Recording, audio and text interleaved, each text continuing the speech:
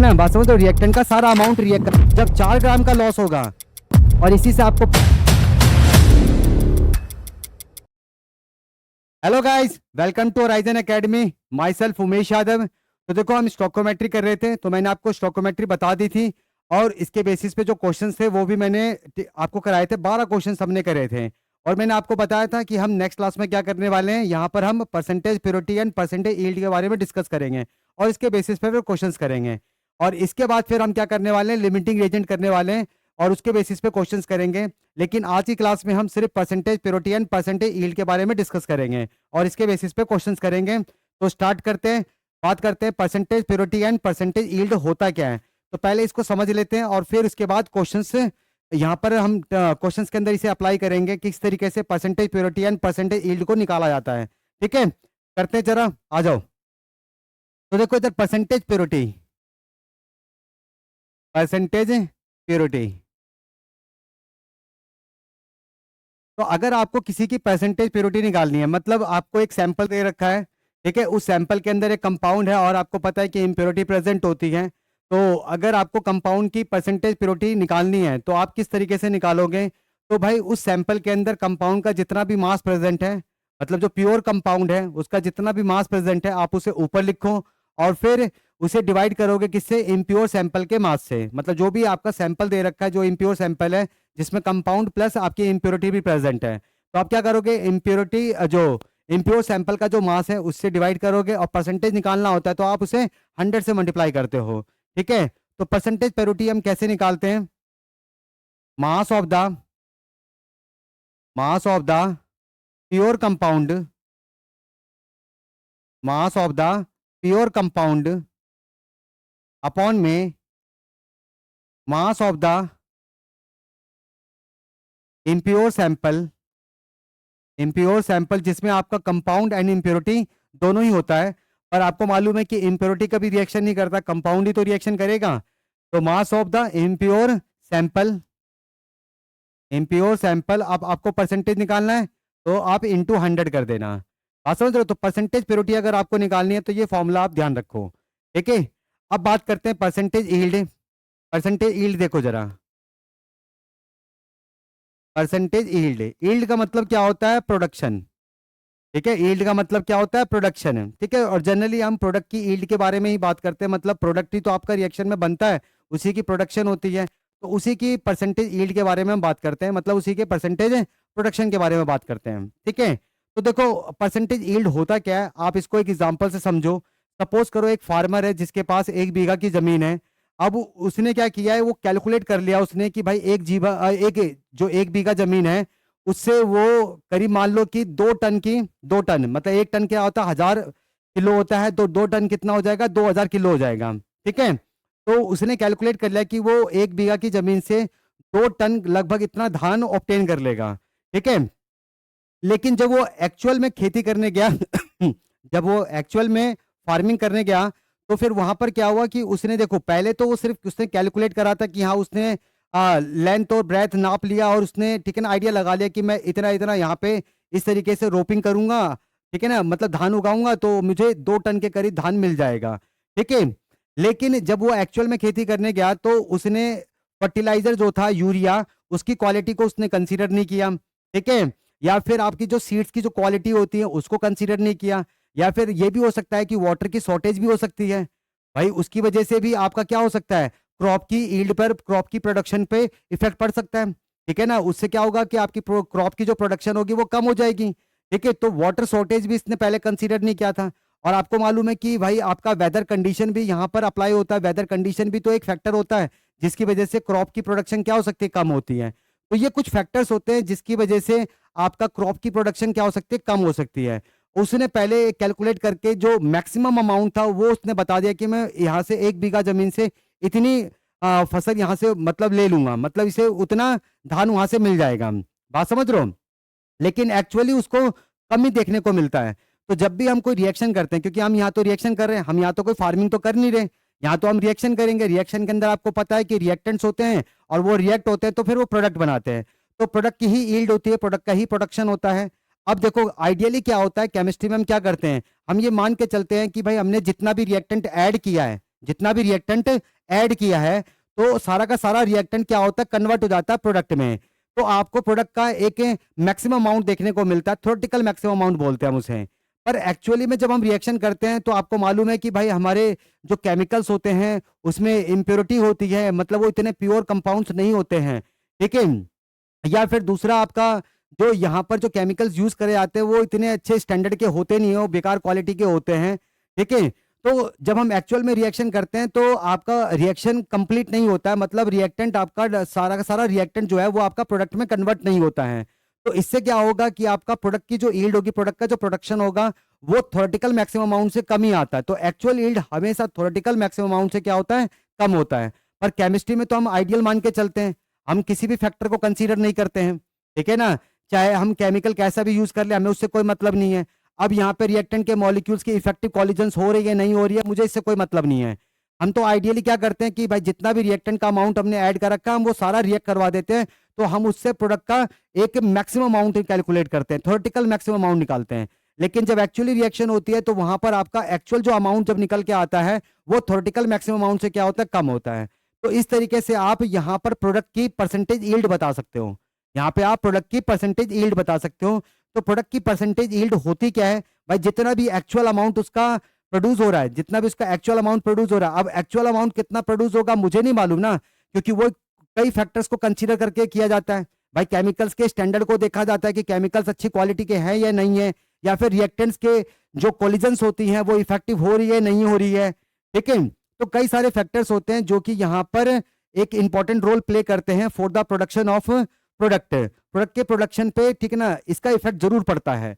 लेकिन यहाँ पर तो हम केमिस्ट्री में क्या कर रहे हैं, केमिस्ट्री में हम क्या कर रहे हैं, यहाँ पे तो आइडियली मान के चलते हैं, सारे रिएक्टेंट्स को हम तो कंप्लीटली रिएक्ट करवा देते हैं, तो हमें एक थ्योरेटिकल मैक्सिमम अमाउंट मिलता है, ठीक है। पर एक्चुअली कितना मिलेगा वो हमें नहीं पता है, वो हमें नहीं पता है, ठीक है ना, वो तो क्वेश्चन में गिवन होता है, ठीक है। तो फिर आप प्रोडक्ट का परसेंटेज यील्ड कैसे निकालोगे, तो जो भी आपका एक्चुअल अमाउंट है, जो भी आपकी एक्चुअल यील्ड है उसे आप करो, आप उसे डिवाइड कर दो थ्योरेटिकल मैक्सिमम अमाउंट से, जो आपका थ्योरेटिकल मैक्सिमम अमाउंट है उससे आप डिवाइड कर दो, और परसेंटेज निकालना है तो इनटू 100 कर दोगे, तो इस तरीके से प्रोडक्ट का परसेंटेज यील्ड आ जाएगा। तो परसेंटेज यील्ड क्या होता है, परसेंटेज यील्ड क्या होता है, एक्चुअल यील्ड अपॉन में थ्योरेटिकल मैक्सिमम यील्ड है, थ्योरेटिकल मैक्सिमम यील्ड है। परसेंटेज निकालना है तो इनटू 100 कर देंगे, बात समझ रहे हो। तो स्टोइकोमेट्री के अंदर आपके ये दो टर्म्स और आ जाती हैं, percentage purity and percentage yield. तो परसेंटेज प्योरिटी एक सैंपल के अंदर किसी भी कंपाउंड का कैसे कैलकुलेट करा जाता है, हम देखते हैं कि उस इम्प्योर सैंपल के अंदर कंपाउंड का प्योर कंपाउंड का मास कितना है, ठीक है, उसे ऊपर लिखो और सैंपल के मास से डिवाइड करो, इनटू 100 कर दो, क्योंकि परसेंटेज निकालना है तो 100 से मल्टीप्लाई करना पड़ेगा, तो परसेंटेज प्योरिटी आ जाएगा। इसी तरीके से हम प्रोडक्ट की परसेंटेज यील्ड भी निकालते हैं, ठीक है। अब हम यहाँ पर ये मान के चलते हैं कि हमारा सारा रिएक्टेंट जो होता है वो कंप्लीटली रिएक्ट होता है, तो इसलिए हमें प्रोडक्ट का एक मैक्सिमम अमाउंट देखने को मिलता है, theoretical maximum amount, theoretical maximum yield मिलती है हमें, ठीक है। लेकिन जब हम उन सारे फैक्टर्स को कंसीडर करते हैं, जैसे आपका केमिकल्स बैड क्वालिटी का है, अच्छी क्वालिटी का नहीं है, उस स्टैंडर्ड का नहीं है, ठीक है, और दूसरा वहां पे कॉलिजन से इफेक्टिव हो रही है नहीं हो रही है, तो कई सारे फैक्टर्स हैं जिससे आपके प्रोडक्ट की यील्ड पर इफेक्ट पड़ता है। तो एक्चुअली कितना बन रहा होगा वो मुझे मालूम नहीं है, वो मुझे पता नहीं है, वो तो क्वेश्चन में गिवन होता है। तो आपका प्रोडक्ट का, ठीक है ना, प्रोडक्ट एक्चुअली में कितना बन रहा है, मतलब एक्चुअल यील्ड है, तो आप उसे एक्चुअल यील्ड को ऊपर लिखो और थ्योरेटिकल मैक्सिमम यील्ड से डिवाइड करो, परसेंटेज निकालना है तो इनटू 100 कर दो, तो इस तरीके से आप उसकी परसेंटेज यील्ड निकाल सकते हो, ठीक है ना। इस तरीके से आप इसकी परसेंटेज यील्ड कैलकुलेट कर सकते हो, बात समझ रहे हो। तो अब इसके बेसिस पे क्वेश्चंस करेंगे। अब क्वेश्चंस के अंदर percentage purity and percentage yield के क्वेश्चंस किस तरीके से करे जाते हैं, अब इसको हम जरा क्वेश्चंस में अप्लाई करके देखते हैं, ठीक है। चलो स्टार्ट करते हैं इसके क्वेश्चन से, इतना नोट कर लो, इसे इतना नोट कर लो, कर लिया इसे। चलो देखो जरा पहला क्वेश्चन देखो, फर्स्ट क्वेश्चन है, फर्स्ट क्वेश्चन क्या है, फर्स्ट क्वेश्चन देखो क्या कहता है, 4 gram of an impure sample of calcium carbonate है, कैल्शियम कार्बोनेट सैंपल का आपको यहाँ पे 4 ग्राम, ठीक है ना, मतलब एक impure sample of calcium carbonate है, इसका मास आपको दे रखा है 4 gram. On treatment with excess of HCl, हम HCl के साथ इसकी ट्रीटमेंट करा रहे हैं, मतलब इसके साथ रिएक्ट करवा रहे हैं, तो प्रोड्यूसेस 0.88 ग्राम ऑफ CO2। हमें CO2 कितना मिलता है? 0.88 ग्राम मिलता है। कहता है what is the percentage purity of calcium carbonate sample. ठीक है, तो सबसे पहले तो हम क्या करेंगे, रिएक्शन लिख लेते हैं। कैल्शियम कार्बोनेट की हम क्या कर रहे हैं, रिएक्शन करवा रहे हैं, किसके साथ? HCl के साथ। तो हमें क्या मिलेगा, कैल्शियम क्लोराइड प्लस में H2O प्लस में CO2। अब रिएक्शन आपकी बैलेंस होनी चाहिए, तो रिएक्शन आपकी ये बैलेंस है भाई, दो हाइड्रोजन ठीक है। ऑक्सीजन कितने? 3 है, 3 ऑक्सीजन है, तो ये रिएक्शन आपकी पूरी बैलेंस है। अब देखो कैल्शियम कार्बोनेट का एक इम्प्योर सैंपल है, कैल्शियम कार्बोनेट का एक इम्प्योर सैंपल है जिसका मास कितना दे रखा है? 4 ग्राम दे रखा है। भाई इम्प्योर सैंपल है तो उसमें आपका कैल्शियम कार्बोनेट प्योर कंपाउंड भी होगा। जो प्योर कंपाउंड कैल्शियम कार्बोनेट है वही HCl के साथ रिएक्शन करेगा। अब उसमें जो इम्प्योरिटी प्रेजेंट होगी, अब किसकी इम्प्योरिटी हमें नहीं पता है, ठीक है ना, बात समझ रहे हो? जिसकी भी इम्प्योरिटी होगी वो तो फिर HCl के साथ रिएक्शन नहीं करेगा। ठीक है, सिर्फ कौन रिएक्शन करेगा? कैल्शियम कार्बोनेट ही HCl के साथ रिएक्शन करेगा। लेकिन उस 4 ग्राम इम्प्योर सैंपल के अंदर, उस 4 ग्राम इम्प्योर सैंपल के अंदर कैल्शियम कार्बोनेट कितना है वो मुझे मालूम नहीं है। तो मैं मान लेता हूं कि कैल्शियम कार्बोनेट का इस 4 ग्राम इम्प्योर सैंपल में मास कितना है। तो मास ऑफ कैल्शियम कार्बोनेट है, मास ऑफ कैल्शियम कार्बोनेट मैं मान लेता हूं कि कितना है, x ग्राम है। ठीक है, तो बाकी का जो भी होगा 4 माइनस में x ग्राम, वो आपका क्या होगा, इम्प्योरिटी ही होगा। ठीक है, अब देख लेते हैं कि जब कैल्शियम कार्बोनेट का x ग्राम HCl के साथ जब रिएक्ट करेगा तब कितना CO2 बनेगा। वैसे क्वेश्चन में दे रखा है उसने कि जब हम इस 4 gram impure sample of calcium carbonate को HCl के साथ ट्रीट करते हैं तो CO2 कितना मिलता है, 0.88 ग्राम मिलता है। ठीक है, तो इसका मतलब है, अब मैंने यहां पर देखो इस 4 ग्राम इम्प्योर सैंपल, इस 4 gram impure sample of calcium carbonate में कैल्शियम कार्बोनेट का मास x ग्राम मान रखा है। तो ये जितना भी मतलब HCl के साथ ट्रीट करने पे जितना भी आपको CO2 देगा तो वो आपका उसके बराबर ही होगा, 0.88 ग्राम के बराबर ही होगा। तो इस तरह की रिएक्शंस को कैसे करते हैं मैंने आपको बताया था, क्योंकि ये स्टोकियोमेट्री वाले क्वेश्चंस है ना। रिएक्शंस वाले क्वेश्चंस कैसे करते हैं, पहले आप बैलेंस रिएक्शन लिखो और फिर उनके कोफिशिएंट के अकॉर्डिंग करो, क्योंकि उनके कोफिशिएंट से ही हमें पता चलता है कि एक्चुअल में रिएक्टेंट कितना रिएक्ट हो रहा है, प्रोडक्ट कितना बन रहा है। ठीक है, जैसे देखो यहाँ पर कैल्शियम कार्बोनेट का 1 मोल रिएक्ट होता है, यहाँ पे कैल्शियम कार्बोनेट का 1 मोल रिएक्ट होता है, 1 मोल, तो इसका 2 मोल रिएक्ट होता है। 1 मोल के लिए ये 2 मोल रिएक्ट होता है, और कार्बन डाइऑक्साइड का 1 मोल प्रोड्यूस होता है। आप समझ रहे हो, कार्बन डाइऑक्साइड का 1 मोल प्रोड्यूस होता है। ठीक है, अब यहां पर देखो हमें वैसे भी HCl से कोई मतलब नहीं है, क्योंकि HCl यहाँ पे एक्सेस में प्रेजेंट है। ठीक है, ये आपका एक्सेस में है, एक्सेस में है। तो CO2 कितना प्रोड्यूस होता है, 0.88 ग्राम प्रोड्यूस होता है। तो यहाँ पे देखो जरा, कैल्शियम कार्बोनेट का 1 मोल जब रिएक्ट होता है तो CO2 का 1 मोल प्रोड्यूस होता है। ठीक है, अब इसे मास की टर्म्स में लिख लेते हैं। तो भाई कैल्शियम कार्बोनेट का 1 मोल रिएक्ट हो रहा है तो इसका मतलब कितना मास उसका रिएक्ट कर रहा होगा, उसका मोलर मास ही रिएक्ट हो रहा होगा। और इसका मोलर मास कितना होता है, 100 ग्राम होता है। कितना होता है, 100 ग्राम। ठीक है, तो ये 100 ग्राम पे कितना प्रोड्यूस करता है, 44 ग्राम प्रोड्यूस करता है। 100 ग्राम पे 44 ग्राम, तो 100 के लिए कितना है, 44 है। तो एक के लिए निकाल लो, तो एक के लिए कितना हो जाएगा, 44 अपॉन में 100। तो जब हमने इस 4 ग्राम ऑफ इम्प्योर सैंपल में कैल्शियम कार्बोनेट का मास कितना मान रखा है, x ग्राम मान रखा है। तो जब कैल्शियम कार्बोनेट का x ग्राम रिएक्ट करेगा तब CO2 कितना बनेगा, आपका CO2 कितना बन जाएगा, 44 अपॉन में 100 इंटू एक्स, इतना बनेगा। और जब x ग्राम कैल्शियम कार्बोनेट का रिएक्ट करता है, जो कि 4 ग्राम ऑफ इम्प्योर सैंपल और कैल्शियम कार्बोनेट प्रेजेंट है, तो आपका CO2 कितना बनता है, 0.88 ग्राम बनता है। तो ये 0.88 ग्राम के बराबर हो जाएगा। ठीक है ना, अब देखो डेसिमल हटाऊंगा तो आपका ये 2 जीरो नीचे आ जाएगा, तो 2 जीरो से 2 जीरो कैंसिल हो गया, और इससे काटूंगा तो ये कितना आ जाएगा, 2 आ जाएगा।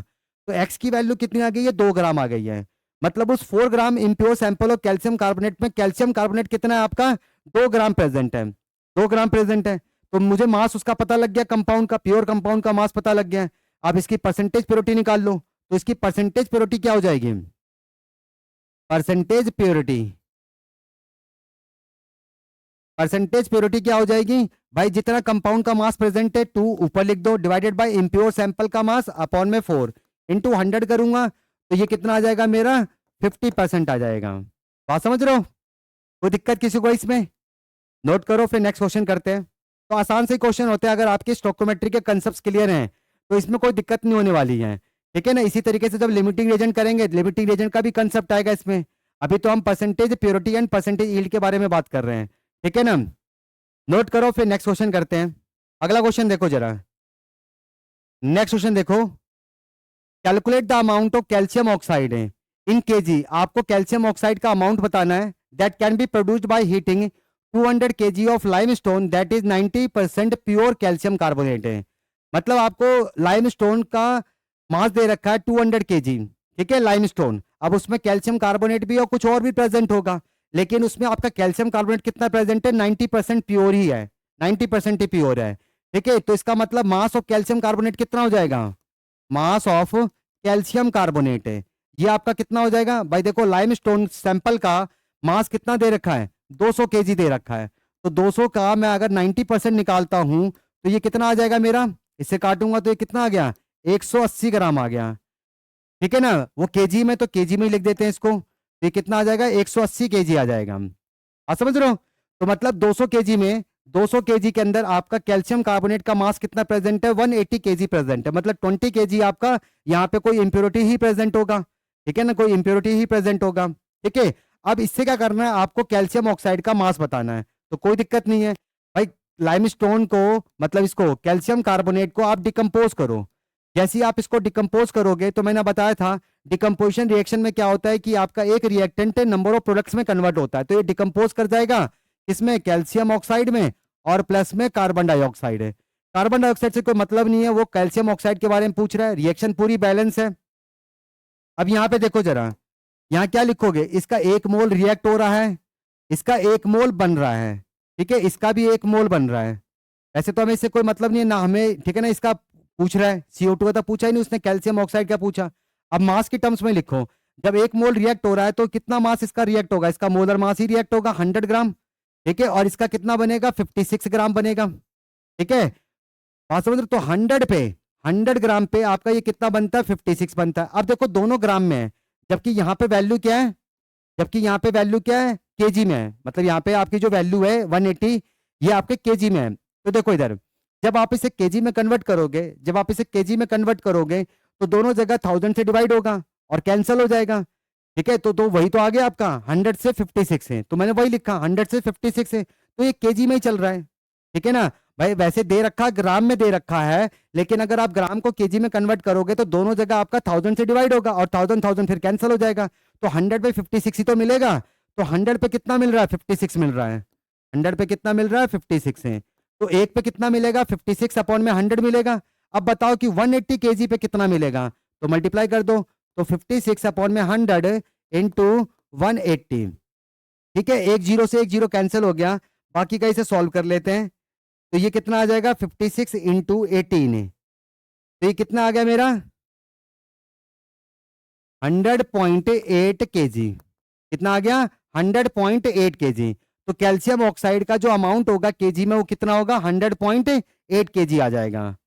इतनी बात समझ में आ गई है, ठीक है ना। देखो आप चाहो तो यहाँ पे फॉर्मूला भी लगा सकते थे मैं, ठीक है ना। मैं आएगा तो यही, जैसे परसेंटेज प्योरिटी का फॉर्मूला क्या होता है, परसेंटेज प्योरिटी का फॉर्मूला क्या होता है, परसेंटेज प्योरिटी, परसेंटेज प्योरिटी का फॉर्मूला क्या होता है भाई, मास of the compound, pure compound, mass of the pure compound, ठीक है। अब आपको प्योर कंपाउंड का मास तो पता ही करना है, तो मास of calcium carbonate, mass of calcium carbonate upon में इम्प्योर सैंपल का मास कितना है, लाइमस्टोन का मास कितना दे रखा है, 200 दे रखा है, और आपको परसेंटेज प्योरिटी दे रखी है कितने, 90% है। तो यहां से आपका क्या आ जाएगा, mass of calcium carbonate, mass of calcium carbonate is equal to 200 into 90%, ठीक है, 200 इंटू 90%, और यहाँ पे आपका 100 भी आएगा, है ना, 100 भी आएगा। तो जब 100 लिखोगे तो फिर ये क्या आ जाएगा, अपॉन में यहाँ पर 100 आ जाएगा, ठीक है। तो मैंने क्या किया, यहाँ पर 200 का 90% ही निकाल दिया, वही तो आ रहा है, 200 का 90% निकाल दो तो वही आ जाएगा आपका, कितना आ जाएगा, 180 केजी आ जाएगा, 180 केजी आ जाएगा। तो आपका वो 200 केजी के अंदर कैल्शियम कार्बोनेट कितना प्रेजेंट है, 180 केजी प्रेजेंट है। तो आप फॉर्मूला लगा लो चाहे जो मर्जी कर लो, आप 200 का 90% निकाल लो, ठीक है। तो आपका उतना कैल्शियम कार्बोनेट प्रेजेंट है। आप फॉर्मूला निकाल के कर लो चाहे ऐसे कर लो, क्या फर्क पड़ता है, दोनों तो सेम ही है, यहाँ से भी करोगे तो वही चीज आएगी, तो इसमें कोई दिक्कत नहीं है, ठीक है ना। नोट करो, फिर नेक्स्ट क्वेश्चन करते हैं। अगला क्वेश्चन देखो,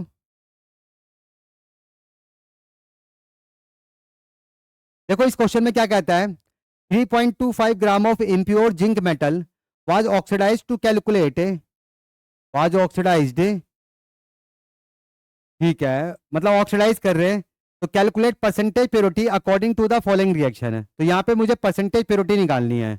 ठीक है, ठीक है भाई, रिएक्शन दे रखी है जिंक की सोडियम नाइट्रेट प्लस में सोडियम हाइड्रोक्साइड के साथ रिएक्शन दे रखी है, और अमोनिया कितना बन रहा है, इतना बन रहा है। और यहाँ पे क्वेश्चन के अंदर आपको क्या दे रखा है, 2 to 4 ml of ammonia was obtained, then the percentage purity of zinc metal की आपको परसेंटेज प्योरिटी बतानी है। ठीक है, सही है भाई, परसेंटेज प्योरिटी निकाल लेते जरा। अब देखो यहाँ पर जो इम्प्योर जिंक है उसका मास आपको दे रखा है, कितना है, 3.25 ग्राम दे रखा है। तो मान लो कि आपका जो ये इम्प्योर जिंक है जो आपको मास दे रखा है 3.25 ग्राम दे रखा है, इसमें आप मान लो कि इसका x ग्राम है। तो मास ऑफ जिंक मेटल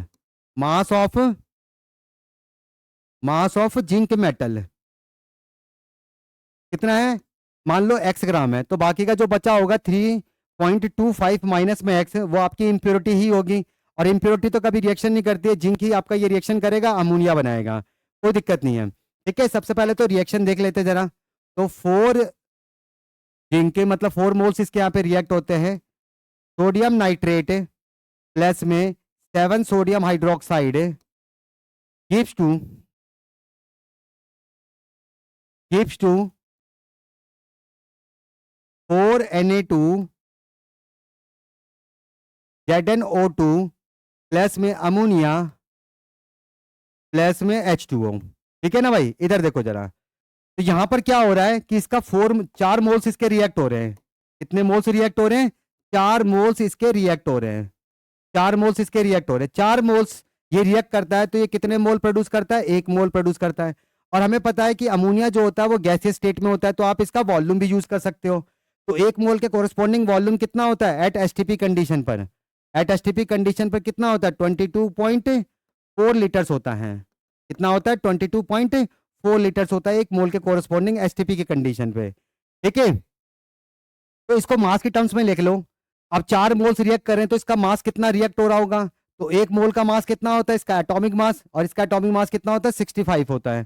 तो ये कितना हो जाएगा 4 × 65 ग्राम, इतना आपका रिएक्ट हो रहा होगा। तो इसे जरा सॉल्व कर लो, तो 20 है, 2 24 और 2 26 है। ठीक है, 260 ग्राम, बात समझ रहे हो। तो इसका जब 260 ग्राम आपका रिएक्ट होता है तो ये आपका कितना कितना वॉल्यूम प्रोड्यूस करता है, 22.4 लीटर्स प्रोड्यूस करता है। तो कोई दिक्कत नहीं है, 260 ग्राम पे 260 ग्राम पे ये कितना हो रहा है, 22.4 लीटर्स आपका ये प्रोड्यूस होता है। सही है, कोई दिक्कत किसी को। अब यहाँ पे देखो क्वेश्चन में अमोनिया कितना प्रोड्यूस हो रहा है, 2 to 4 ml प्रोड्यूस हो रहा है। तो आप इसे ml में चेंज कर लो, तो ml में चेंज करोगे तो कितना आ जाएगा, 22400 ml, इतना वॉल्यूम ऑफ अमोनिया आपका प्रोड्यूस हो रहा है।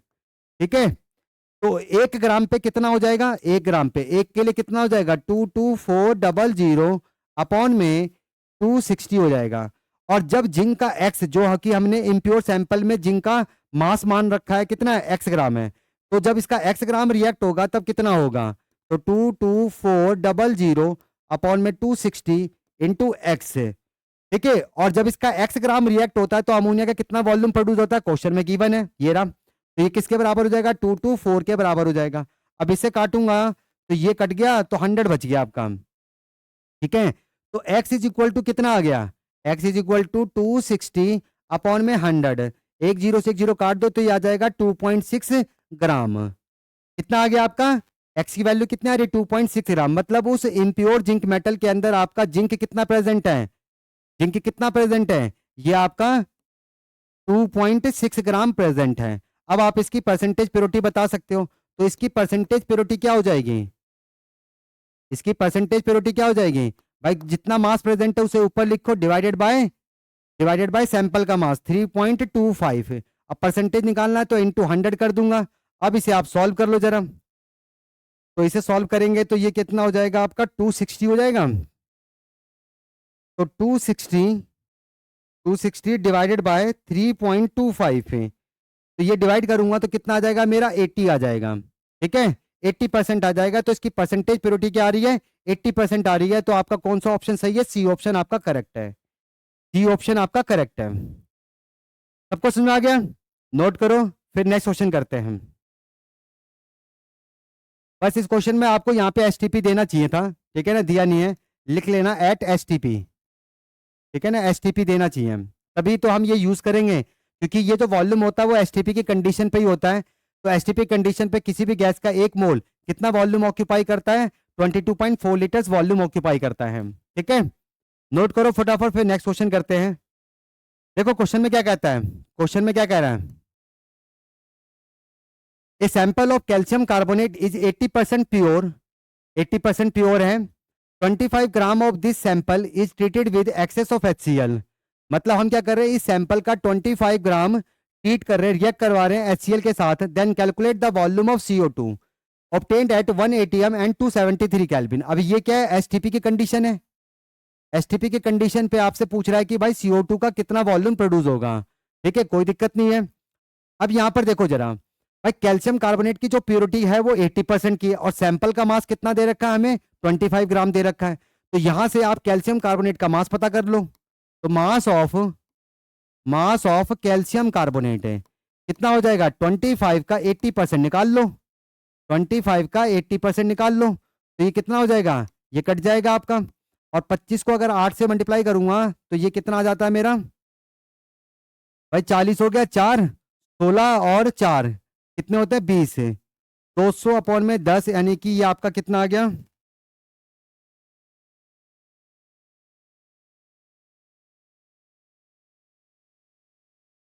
200 अपॉन में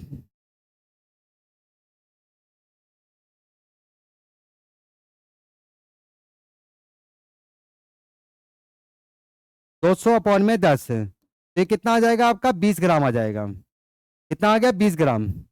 आप समझ रहे हो, ठीक है। तो इस 25 ग्राम सैंपल के अंदर आपका कैल्शियम कार्बोनेट कितना है, 80% प्योर है, 80% प्योर है। चाहे तो आप फॉर्मूला लगा के कर सकते थे, जो परसेंटेज प्योरिटी का फॉर्मूला लिखवा रखा है, mass of the pure compound upon में mass of the impure sample into 100 है। तो वहां से आप प्योर कंपाउंड का मास निकालोगे तो यही तो आएगा आपका। आप क्या करोगे, 25 ग्राम का 80% निकालोगे, यही आएगा। ठीक है, तो 25 का 80% कितना हो गया आपका, 20 ग्राम हो गया। तो कैल्शियम कार्बोनेट का मास इतना है। अब रिएक्शन आपको लिखनी है, पर ध्यान रखना कि रिएक्शन बैलेंस होनी चाहिए, तभी आपको रिएक्टेंट्स एंड प्रोडक्ट्स के एक्चुअल एक्चुअल कॉफिशिएंट्स के बारे में पता चलेगा कि भाई रिएक्टेंट का कितने मोल्स रिएक्ट हो रहे हैं, प्रोडक्ट के कितने मोल्स बन रहे हैं। तो कैल्शियम कार्बोनेट की रिएक्शन कराओ HCl के साथ, तो क्या मिलेगा आपको, कैल्शियम क्लोराइड प्लस में H2O प्लस में CO2, यही आपको मिलता है। तो कहता है कि इस कंडीशन पे CO2 का कितना वॉल्यूम प्रोड्यूस होगा। तो देखो यहां पर इसका 1 मोल रिएक्ट होता है, तो इसका 1 मोल प्रोड्यूस होता है। अब ये गैस है, ये किस में है, गैस के अंदर है, तो आप इसे वॉल्यूम के टर्म्स में भी लिख सकते हो 22.4 लीटर्स, क्योंकि 1 मोल है, तो 1 मोल का वॉल्यूम कितना होता है, गैस के लिए 1 मोल का वॉल्यूम कितना होता है, 22.4 लीटर्स। आपका इतना वॉल्यूम इसका प्रोड्यूस हो जाएगा। आप समझ रहे हो। तो एक मोल का मास क्या होता है, इसका मोलर मास मतलब 100 ग्राम। तो 100 ग्राम जब रिएक्ट होता है तो CO2 का इतना वॉल्यूम प्रोड्यूस होता है। तो बताओ जब 20 ग्राम रिएक्ट करेगा तब कितना होगा, कोई दिक्कत नहीं, निकाल लेते भाई। तो 100 पे कितना हो रहा है, 22.4, तो एक पे कितना होगा, 22.4 अपॉन में 100। अब बताओ 20 में कितना हो जाएगा, 20 में कितना हो जाएगा, 22.4 अपॉन में 100 इंटू 20। ठीक है, डेसिमल हटाऊंगा तो 10 आएगा, ये कट जाएगा आपका। ठीक है, अब 2 से इसको जरा मल्टीप्लाई करो, 2 से इसको मल्टीप्लाई करूंगा तो क्या हो जाएगा, 448 अपॉन में कितना, 100। ये कितना आ जाएगा आपका, 4.48 लीटर्स आ जाएगा। बात समझ रहे हो। तो CO2 का कितना वॉल्यूम प्रोड्यूस होगा, 4.48 लीटर्स आएगा। तो देख लो यहाँ पर कौन सा ऑप्शन सही है, 4.48 है ना, तो 4.4 ये रहा लीटर, ये तो ml में है, ये ml में है, ml में छोड़ दो, तो आपका बी ऑप्शन करेक्ट है। ठीक है ना, बी ऑप्शन आपका करेक्ट है। समझ में आ गई बात है। ठीक है, नोट करो, फिर नेक्स्ट क्वेश्चन करते हैं। देखो जरा नेक्स्ट क्वेश्चन है, अगले क्वेश्चन में क्या कहता है, what will be the mass of 90% pure MnO2 manganese dioxide to produce 35.5 gram of Cl2 according to the following reaction. आपको ये रिएक्शन दे रखी है, कहता है कि मैग्नीज डाइऑक्साइड जिसकी प्योरिटी 90% है, तो बताओ उस सैंपल का मास क्या होगा, लिखा है ना यही, what will be the mass of 90% pure manganese dioxide. मतलब भाई जो सैंपल आपको दे रखा है मैग्नीज डाइऑक्साइड का, जिसमें मैग्नीज डाइऑक्साइड की प्योरिटी कितनी है, 90% है, तो आपको उस सैंपल का मास बताना है। अब उस सैंपल का मास कितना होगा जिसमें आपका मैग्नीज डाइऑक्साइड की प्योरिटी 90% है। ठीक है, कोई दिक्कत नहीं है, कोई दिक्कत नहीं है, निकाल लेते हैं भाई। तो यहाँ पे देखो आपका क्लोरीन का 35.5 ग्राम आपका यहाँ पर प्रोड्यूस होता है, ठीक है। तो इसके कोरस्पॉन्डिंग देख लेंगे कि भाई मैग्नीज डाइऑक्साइड का कितना मास आपका बनेगा, मतलब क्या मैग्नीज डाइऑक्साइड का कितना मास आपका रिएक्ट होगा, ठीक है। तो वो निकाल लेते हैं जरा। तो देखो जरा इस रिएक्शन के अकॉर्डिंग क्या हो रहा है, इस रिएक्शन के अकॉर्डिंग क्या हो रहा है, यहाँ पे इसका 1 मोल रिएक्ट होता है, 1 मोल रिएक्ट होता है। और Cl2 के बारे में कह रहा है, Cl2 के बारे में, तो इसका 1 मोल प्रोड्यूस होता है, 1 मोल प्रोड्यूस। आप इसे मास की टर्म्स में लिख लो। तो मास क्या हो जाएगा, मैग्नीज का 55 होता है और इसका ये 32 हो गया। ऐड करूंगा तो ये कितना हो जाएगा, 87 ग्राम हो जाएगा, 87 ग्राम। और इसका कितना होता है भाई, एक के लिए 35.5 है, दो के लिए कितना हो जाएगा आपका, इतना हो जाएगा, मतलब 71 ग्राम हो जाएगा, 71 ग्राम, ठीक है। अब यहाँ पे देखो उल्टा करो। अब जब इसका 71 ग्राम प्रोड्यूस होता है, जब इसका 71 ग्राम प्रोड्यूस होता है तो मुझे मैग्नीज डाइऑक्साइड का 87 ग्राम रिएक्ट करवाना पड़ता है, ठीक है। इसका 87 ग्राम रिएक्ट करवाना पड़ता है। तो 1 ग्राम इसका प्रोड्यूस करने के लिए मुझे कितना रिएक्ट करवाना पड़ेगा, 87 अपॉन में 71, ठीक है। तो बताओ कि 35.5 ग्राम ऑफ Cl2 प्रोड्यूस करने के लिए आपको यहाँ पर मैग्नीज डाइऑक्साइड का कितना मास रिएक्ट करवाना पड़ेगा। तो 87 अपॉन में 71 इंटू 35.5 है, इतना मास मुझे इसका रिएक्ट करवाना पड़ेगा। अब इसे काटूंगा तो ये 2 में कट जाएगा, तो ये कितना आ जाएगा आपका 43.5 ग्राम, 43.5 ग्राम आ जाएगा आपका, ठीक है ना। तो आपको मैग्नीज डाइऑक्साइड का कितना मास रिएक्ट करवाना पड़ेगा, 43.5 ग्राम रिएक्ट करवाना पड़ेगा, 43.5 ग्राम, ठीक है। तो इसका मतलब है कि इस सैंपल के अंदर जिसमें आपको मैग्नीज डाइऑक्साइड की प्योरिटी दे रखी है 90% है, उस सैंपल के अंदर आपका मैग्नीज डाइऑक्साइड का मास कितना दे रखा है आपको, इतना आ गया है, मास कितना आ गया 43.5 ग्राम आ गया है, ठीक है। कोई दिक्कत नहीं है, आप कर लेते हैं। अब लगाओ जरा परसेंटेज प्योरिटी का फॉर्मूला, परसेंटेज प्योरिटी का फॉर्मूला लगा दो। तो परसेंटेज प्योरिटी का फॉर्मूला क्या होता है, mass of the pure compound कितना है 43.5 है, अपॉन में mass of the impure sample, mass of the impure sample, impure sample, ठीक है, इनटू 100 ये होता है। और तो परसेंटेज प्योरिटी दे रखी है आपको 90% दे रखी है। अब यहाँ पे परसेंटेज मत हटा देना क्योंकि 100 पहले से लगा हुआ है, इज इक्वल टू 43.5 अपॉन में mass of the impure sample. मैं इसको स्मॉल एम ही लिख देता हूँ, इतना बड़ा लिखने की जरूरत नहीं है, स्मॉल एम लिख देता हूँ, इंटू 100। अब इसी स्मॉल एम की वैल्यू निकाल लो, तो एम क्या हो जाएगा 43.5 अपॉन में 90 इंटू 100, ये आ रहा आपका। अब देखो इसको अलग तरीके से भी कर सकते थे। यहाँ पे देखो इस 90% प्योर का मतलब क्या है कि भाई जब उस सैंपल का मास 100 ग्राम होगा, जब उस सैंपल का मास कितना होगा 100 ग्राम होगा, तो उसमें आपका मैग्नीज डाइऑक्साइड कितना प्योर प्रेजेंट होगा, 90 ग्राम प्रेजेंट होगा, है ना भाई।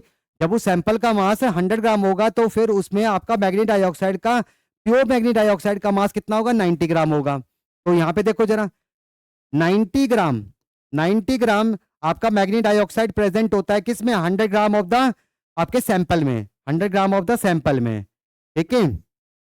तो 1 ग्राम के लिए सैंपल का मास कितना हो जाएगा 100 अपॉन में 90 हो जाएगा, ठीक है। और जब मैग्नीज डाइऑक्साइड का मास इतना होगा, सैंपल में इतना होगा, तब बताओ सैंपल का मास कितना होगा, तो निकाल लो अब जरा। तो 100 अपॉन में 90 इंटू 43.5 है, इतना ही तो होगा। अब देखो ये सेम चीज ही है, तो आपकी मर्जी है, आप जैसे मर्जी करना चाहते हो वैसे कर लो, आपको जो ऐसा अच्छा लगता है, फॉर्मूला यूज करना चाहते हो फॉर्मूला यूज कर लो, आता वही है, आता वही है। अब इसे सॉल्व कर लेते हैं।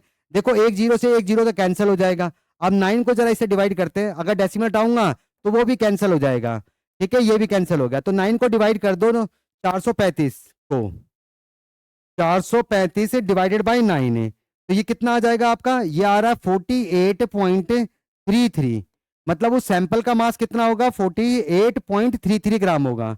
तो देख लो यहाँ पर कौन सा आ रहा सही, 48.3 मतलब ये वाला है 48 ग्राम। तो सी ऑप्शन आपका करेक्ट है, सी ऑप्शन आपका करेक्ट है। बात समझ रहे हो, ठीक है ना। नोट करो, फिर नेक्स्ट क्वेश्चन करते हैं, अगला क्वेश्चन करेंगे। अगला क्वेश्चन है क्या है भाई, देखो उधर क्वेश्चन में क्या कहता है, क्या कह रहा है, for the reaction calcium oxide की रिएक्शन करा रहे HCl के साथ, तो कैल्शियम क्लोराइड प्लस में वाटर मिलता है। आपका यहाँ पे कैल्शियम ऑक्साइड 1.12 ग्राम रिएक्ट होता है विद एक्सेस ऑफ HCl के साथ, तो 1.85 ग्राम ऑफ कैल्शियम क्लोराइड बनता है। तो what is the percentage yield of the reaction? अब वो आपसे पूछ रहा है कि परसेंटेज यील्ड क्या होगा। ठीक है, अब परसेंटेज यील्ड के क्वेश्चन आ गए तो कोई दिक्कत नहीं है। अब देखो यहाँ पे जो आपका प्रोडक्ट है, प्रोडक्ट कैल्शियम क्लोराइड है, उसका जो एक्चुअल यील्ड है, एक्चुअल जो प्रोडक्शन है वो आपको दे रखा है। और मैंने आपको अभी जब परसेंटेज यील्ड आपको समझा रहा था तो मैंने आपको बताया भी था कि जो आपका एक्चुअल यील्ड होता है वो कोई नहीं बता सकता है। ठीक है, ये तो हमेशा क्वेश्चन के अंदर क्या होता है, गिवन होता है। हम हमेशा थ्योरेटिकल मैक्सिमम अमाउंट ही निकालते हैं जहां पे रिएक्टेंट का सारा अमाउंट रिएक्ट करवाते हैं। ठीक है ना, बात समझ, तो रिएक्टेंट का सारा अमाउंट रिएक्ट करवाते, तो इससे हमें प्रोडक्ट का एक मैक्सिमम थ्योरेटिकल मैक्सिमम अमाउंट मिलता है। लेकिन आपको मालूम है कि यहाँ पर हम कोई फैक्टर्स तो कंसीडर नहीं कर रहे हैं। जब एक्चुअल रिएक्शन करने जाते हैं तो वहां पे और भी फैक्टर्स होते हैं जिसकी वजह से प्रोडक्ट की यील्ड पे क्या होता है, फर्क पड़ता है। तो प्रोडक्ट की यील्ड क्या होती है, कम हो जाती है। तो जो एक्चुअल यील्ड होता है वो हमेशा थ्योरेटिकल मैक्सिमम यील्ड से आपका कम ही आता है। लेकिन एक्चुअल यील्ड कितना होगा वो तो मुझे नहीं पता ना भाई, आप वहां पे कौन कौन से फैक्टर्स काम कर रहे हैं वो तो नहीं पता कि भाई कितने लेवल पे हैं। ठीक है ना, किस लेवल पे हैं, तो ये किसी को नहीं पता है कि एक्चुअली कितना बनेगा। वो तो करके देखेंगे तभी पता लगेगा। तो अभी तो हम सिर्फ ना ये क्या करेंगे, क्वेश्चन में गिवन होगा आपको। ठीक है ना, या फिर ऐसा दे देगा कि आपको बोल देगा कि परसेंटेज यील्ड आपका इसका इतना है। जैसे आपको परसेंटेज प्योरिटी में दे रखा था ना कि सैंपल का मास 200 केजी है, तो आपकी परसेंटेज प्योरिटी मान लो कि 90%, तो आप उस 200 का 90% निकाल के उस कंपाउंड का मास बता रहे थे। इसी तरीके से वो कह देगा कि भाई आपका जो परसेंटेज यील्ड है, जो आपका परसेंटेज यील्ड है वो कितना है, आपका मान लो कि 70% ही बन रहा है। तो आप क्या करोगे, रिएक्शन से पहले उसका थ्योरेटिकल मैक्सिमम अमाउंट निकाल लोगे, क्योंकि जो हम रिएक्शन से प्रोडक्ट का अमाउंट निकालते हैं वो ऑलवेज थ्योरेटिकल मैक्सिमम अमाउंट ही होता है, क्योंकि ये आइडियली करा जाता है। हम ये मान के चलते हैं कि यहाँ पे रिएक्टेंट का सारा अमाउंट प्रोडक्ट में कन्वर्ट हो रहा होगा, तो हमें हमेशा प्रोडक्ट का एक थ्योरेटिकल मैक्सिमम अमाउंट ही मिलता है। अब अगर उसने क्वेश्चन में कह दिया कि आपका 70% यील्ड है, 70% यील्ड है, तो हम क्या करेंगे, उस थ्योरेटिकल मैक्सिमम अमाउंट का 70% निकाल लेंगे, तो हमें उस प्रोडक्ट का एक्चुअल यील्ड मिल जाएगा कि एक्चुअली वो प्रोडक्ट कितना बन रहा होगा। आप समझ रहे हो, इस तरीके से। ठीक है, तो ऐसे भी दे सकता है, कोई दिक्कत नहीं है। यहाँ पे देखो एक्चुअल यील्ड आपको दे रखी है, एक्चुअल यील्ड आपको दे रखी है, एक्चुअल यील्ड आपको कितनी दे रखी है, 1.85 ग्राम दे रखी है। ठीक है, तो थ्योरेटिकल मैक्सिमम यील्ड निकाल लेते हैं, कोई दिक्कत नहीं है। जब कैल्शियम ऑक्साइड का 1.12 ग्राम रिएक्ट करेगा तब बताओ कि आपका कैल्शियम क्लोराइड है जो प्रोडक्ट है उसका थ्योरेटिकल मैक्सिमम अमाउंट कितना होगा। कोई दिक्कत नहीं है, कर लेते भाई। पहले तो रिएक्शन देखो, कैल्शियम ऑक्साइड की रिएक्शन करा रहे किसके साथ, 2 HCl के साथ, गिव्स टू कैल्शियम क्लोराइड है, कैल्शियम क्लोराइड प्लस में आपका वाटर है। यहाँ पे देखो जरा, इसका 1 मोल रिएक्ट होता है तो आपका कैल्शियम क्लोराइड का 1 मोल बनता है। मास के टर्म्स में लिखो, क्योंकि 1 मोल रिएक्ट हो रहा है, 1 मोल बन रहा है, तो इनका मास कौन सा इन्वॉल्व होगा, मोलर मास ही इन्वॉल्व होगा। तो इसका मोलर मास कितना होता है कैल्शियम ऑक्साइड का, 56 ग्राम होता है। कैल्शियम क्लोराइड का निकाल लो तो ये 40 प्लस में कितना होता है, 70, 40 प्लस में 71, तो ये कितना हो जाएगा आपका 111 ग्राम हो जाएगा। तो 56 ग्राम पे ये कितना मिलता है, 111 ग्राम मिलता है। ठीक है, तो जब कैल्शियम ऑक्साइड का इतना ग्राम रिएक्ट कराओगे तब बताओ कि कैल्शियम क्लोराइड कितना बनेगा।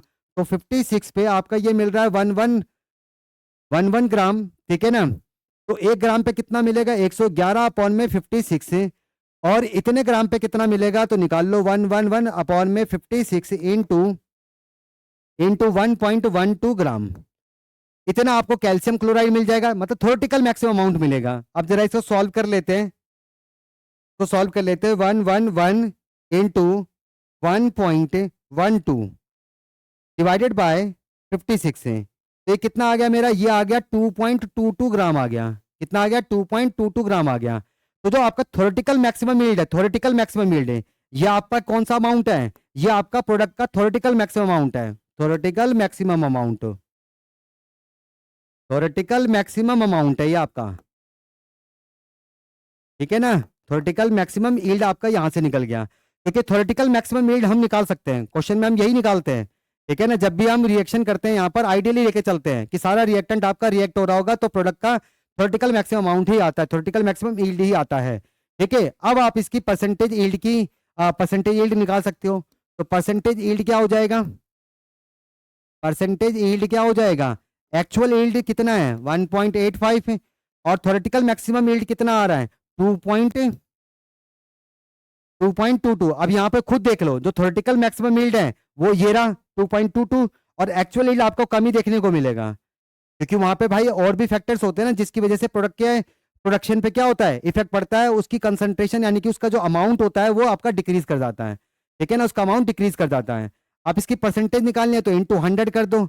अब इसे सॉल्व करो, देखो ऊपर वाला डेसिमल हटाऊंगा तो अपॉन में 100 आएगा, 100 से 100 कैंसिल हो गया, तो 185 को डिवाइड कर देते हैं, 185 डिवाइडेड बाय 2.22, तो ये कितना आ गया मेरा 83.33% है। ये कितना आ रहा है मेरा परसेंटेज यील्ड कितना आ रहा है, 83.33% आ रहा है, ठीक है। नोट करो फटाफट, फिर और भी परसेंटेज यील्ड के ऊपर अच्छे क्वेश्चंस हैं, और फिर दोनों को कंबाइन करेंगे, ठीक है ना। जब कंबाइन वाले क्वेश्चंस आएंगे फिर अच्छे हो जाएंगे। और चलो नोट करो, फिर आगे देखते हैं अगला क्वेश्चन। अगला क्वेश्चन देखो, नेक्स्ट क्वेश्चन देखो जरा क्या कहता है अगले क्वेश्चन में, cyclohexanol is dehydrated to cyclohexene on heating with concentrated H2SO4। क्या कर रहे हैं हम यहाँ पे, अल्कोहल का डिहाइड्रेशन कर रहे हैं, अल्कोहल का डिहाइड्रेशन कर रहे हैं, ठीक है। ऑर्गेनिक में आप पढ़ोगे कि जब भी हम अल्कोहल का डिहाइड्रेशन करते हैं in the presence of concentrated H2SO4, ये देखो ये जो कंसंट्रेटेड H2SO4 होता है ये एक डिहाइड्रेटिंग एजेंट होता है। अगर आपको किसी में से वाटर निकालना है तो आप कंसंट्रेटेड H2SO4 का यूज कर सकते हो। जैसे कि अल्कोहल को हम क्या करते हैं, कंसंट्रेटेड H2SO4 की प्रेजेंस में हीट करते हैं, तो वो क्या करता है, अल्कोहल में से वाटर को निकाल देता है, और जब भी अल्कोहल में से वाटर निकलता है तो वो डिहाइड्रेट करके किस में कन्वर्ट हो जाता है, अल्कीन में कन्वर्ट हो जाता है, ठीक है ना। तो अल्कोहल के डिहाइड्रेशन से ऑलवेज क्या बनती है, अल्कीन ही बनती है। तो हम यहाँ पे साइक्लोहेक्सेनॉल, साइक्लोहेक्सेनॉल, अब यहाँ पे देखो साइक्लो वर्ड लगा हुआ है, साइक्लो, साइक्लो वर्ड कब लगता है, जब आपका कोई साइक्लिक कंपाउंड होता है, ठीक है ना। जब आपका साइक्लिक कंपाउंड होता है तभी आपका साइक्लो प्रीफिक्स लगता है, ठीक है।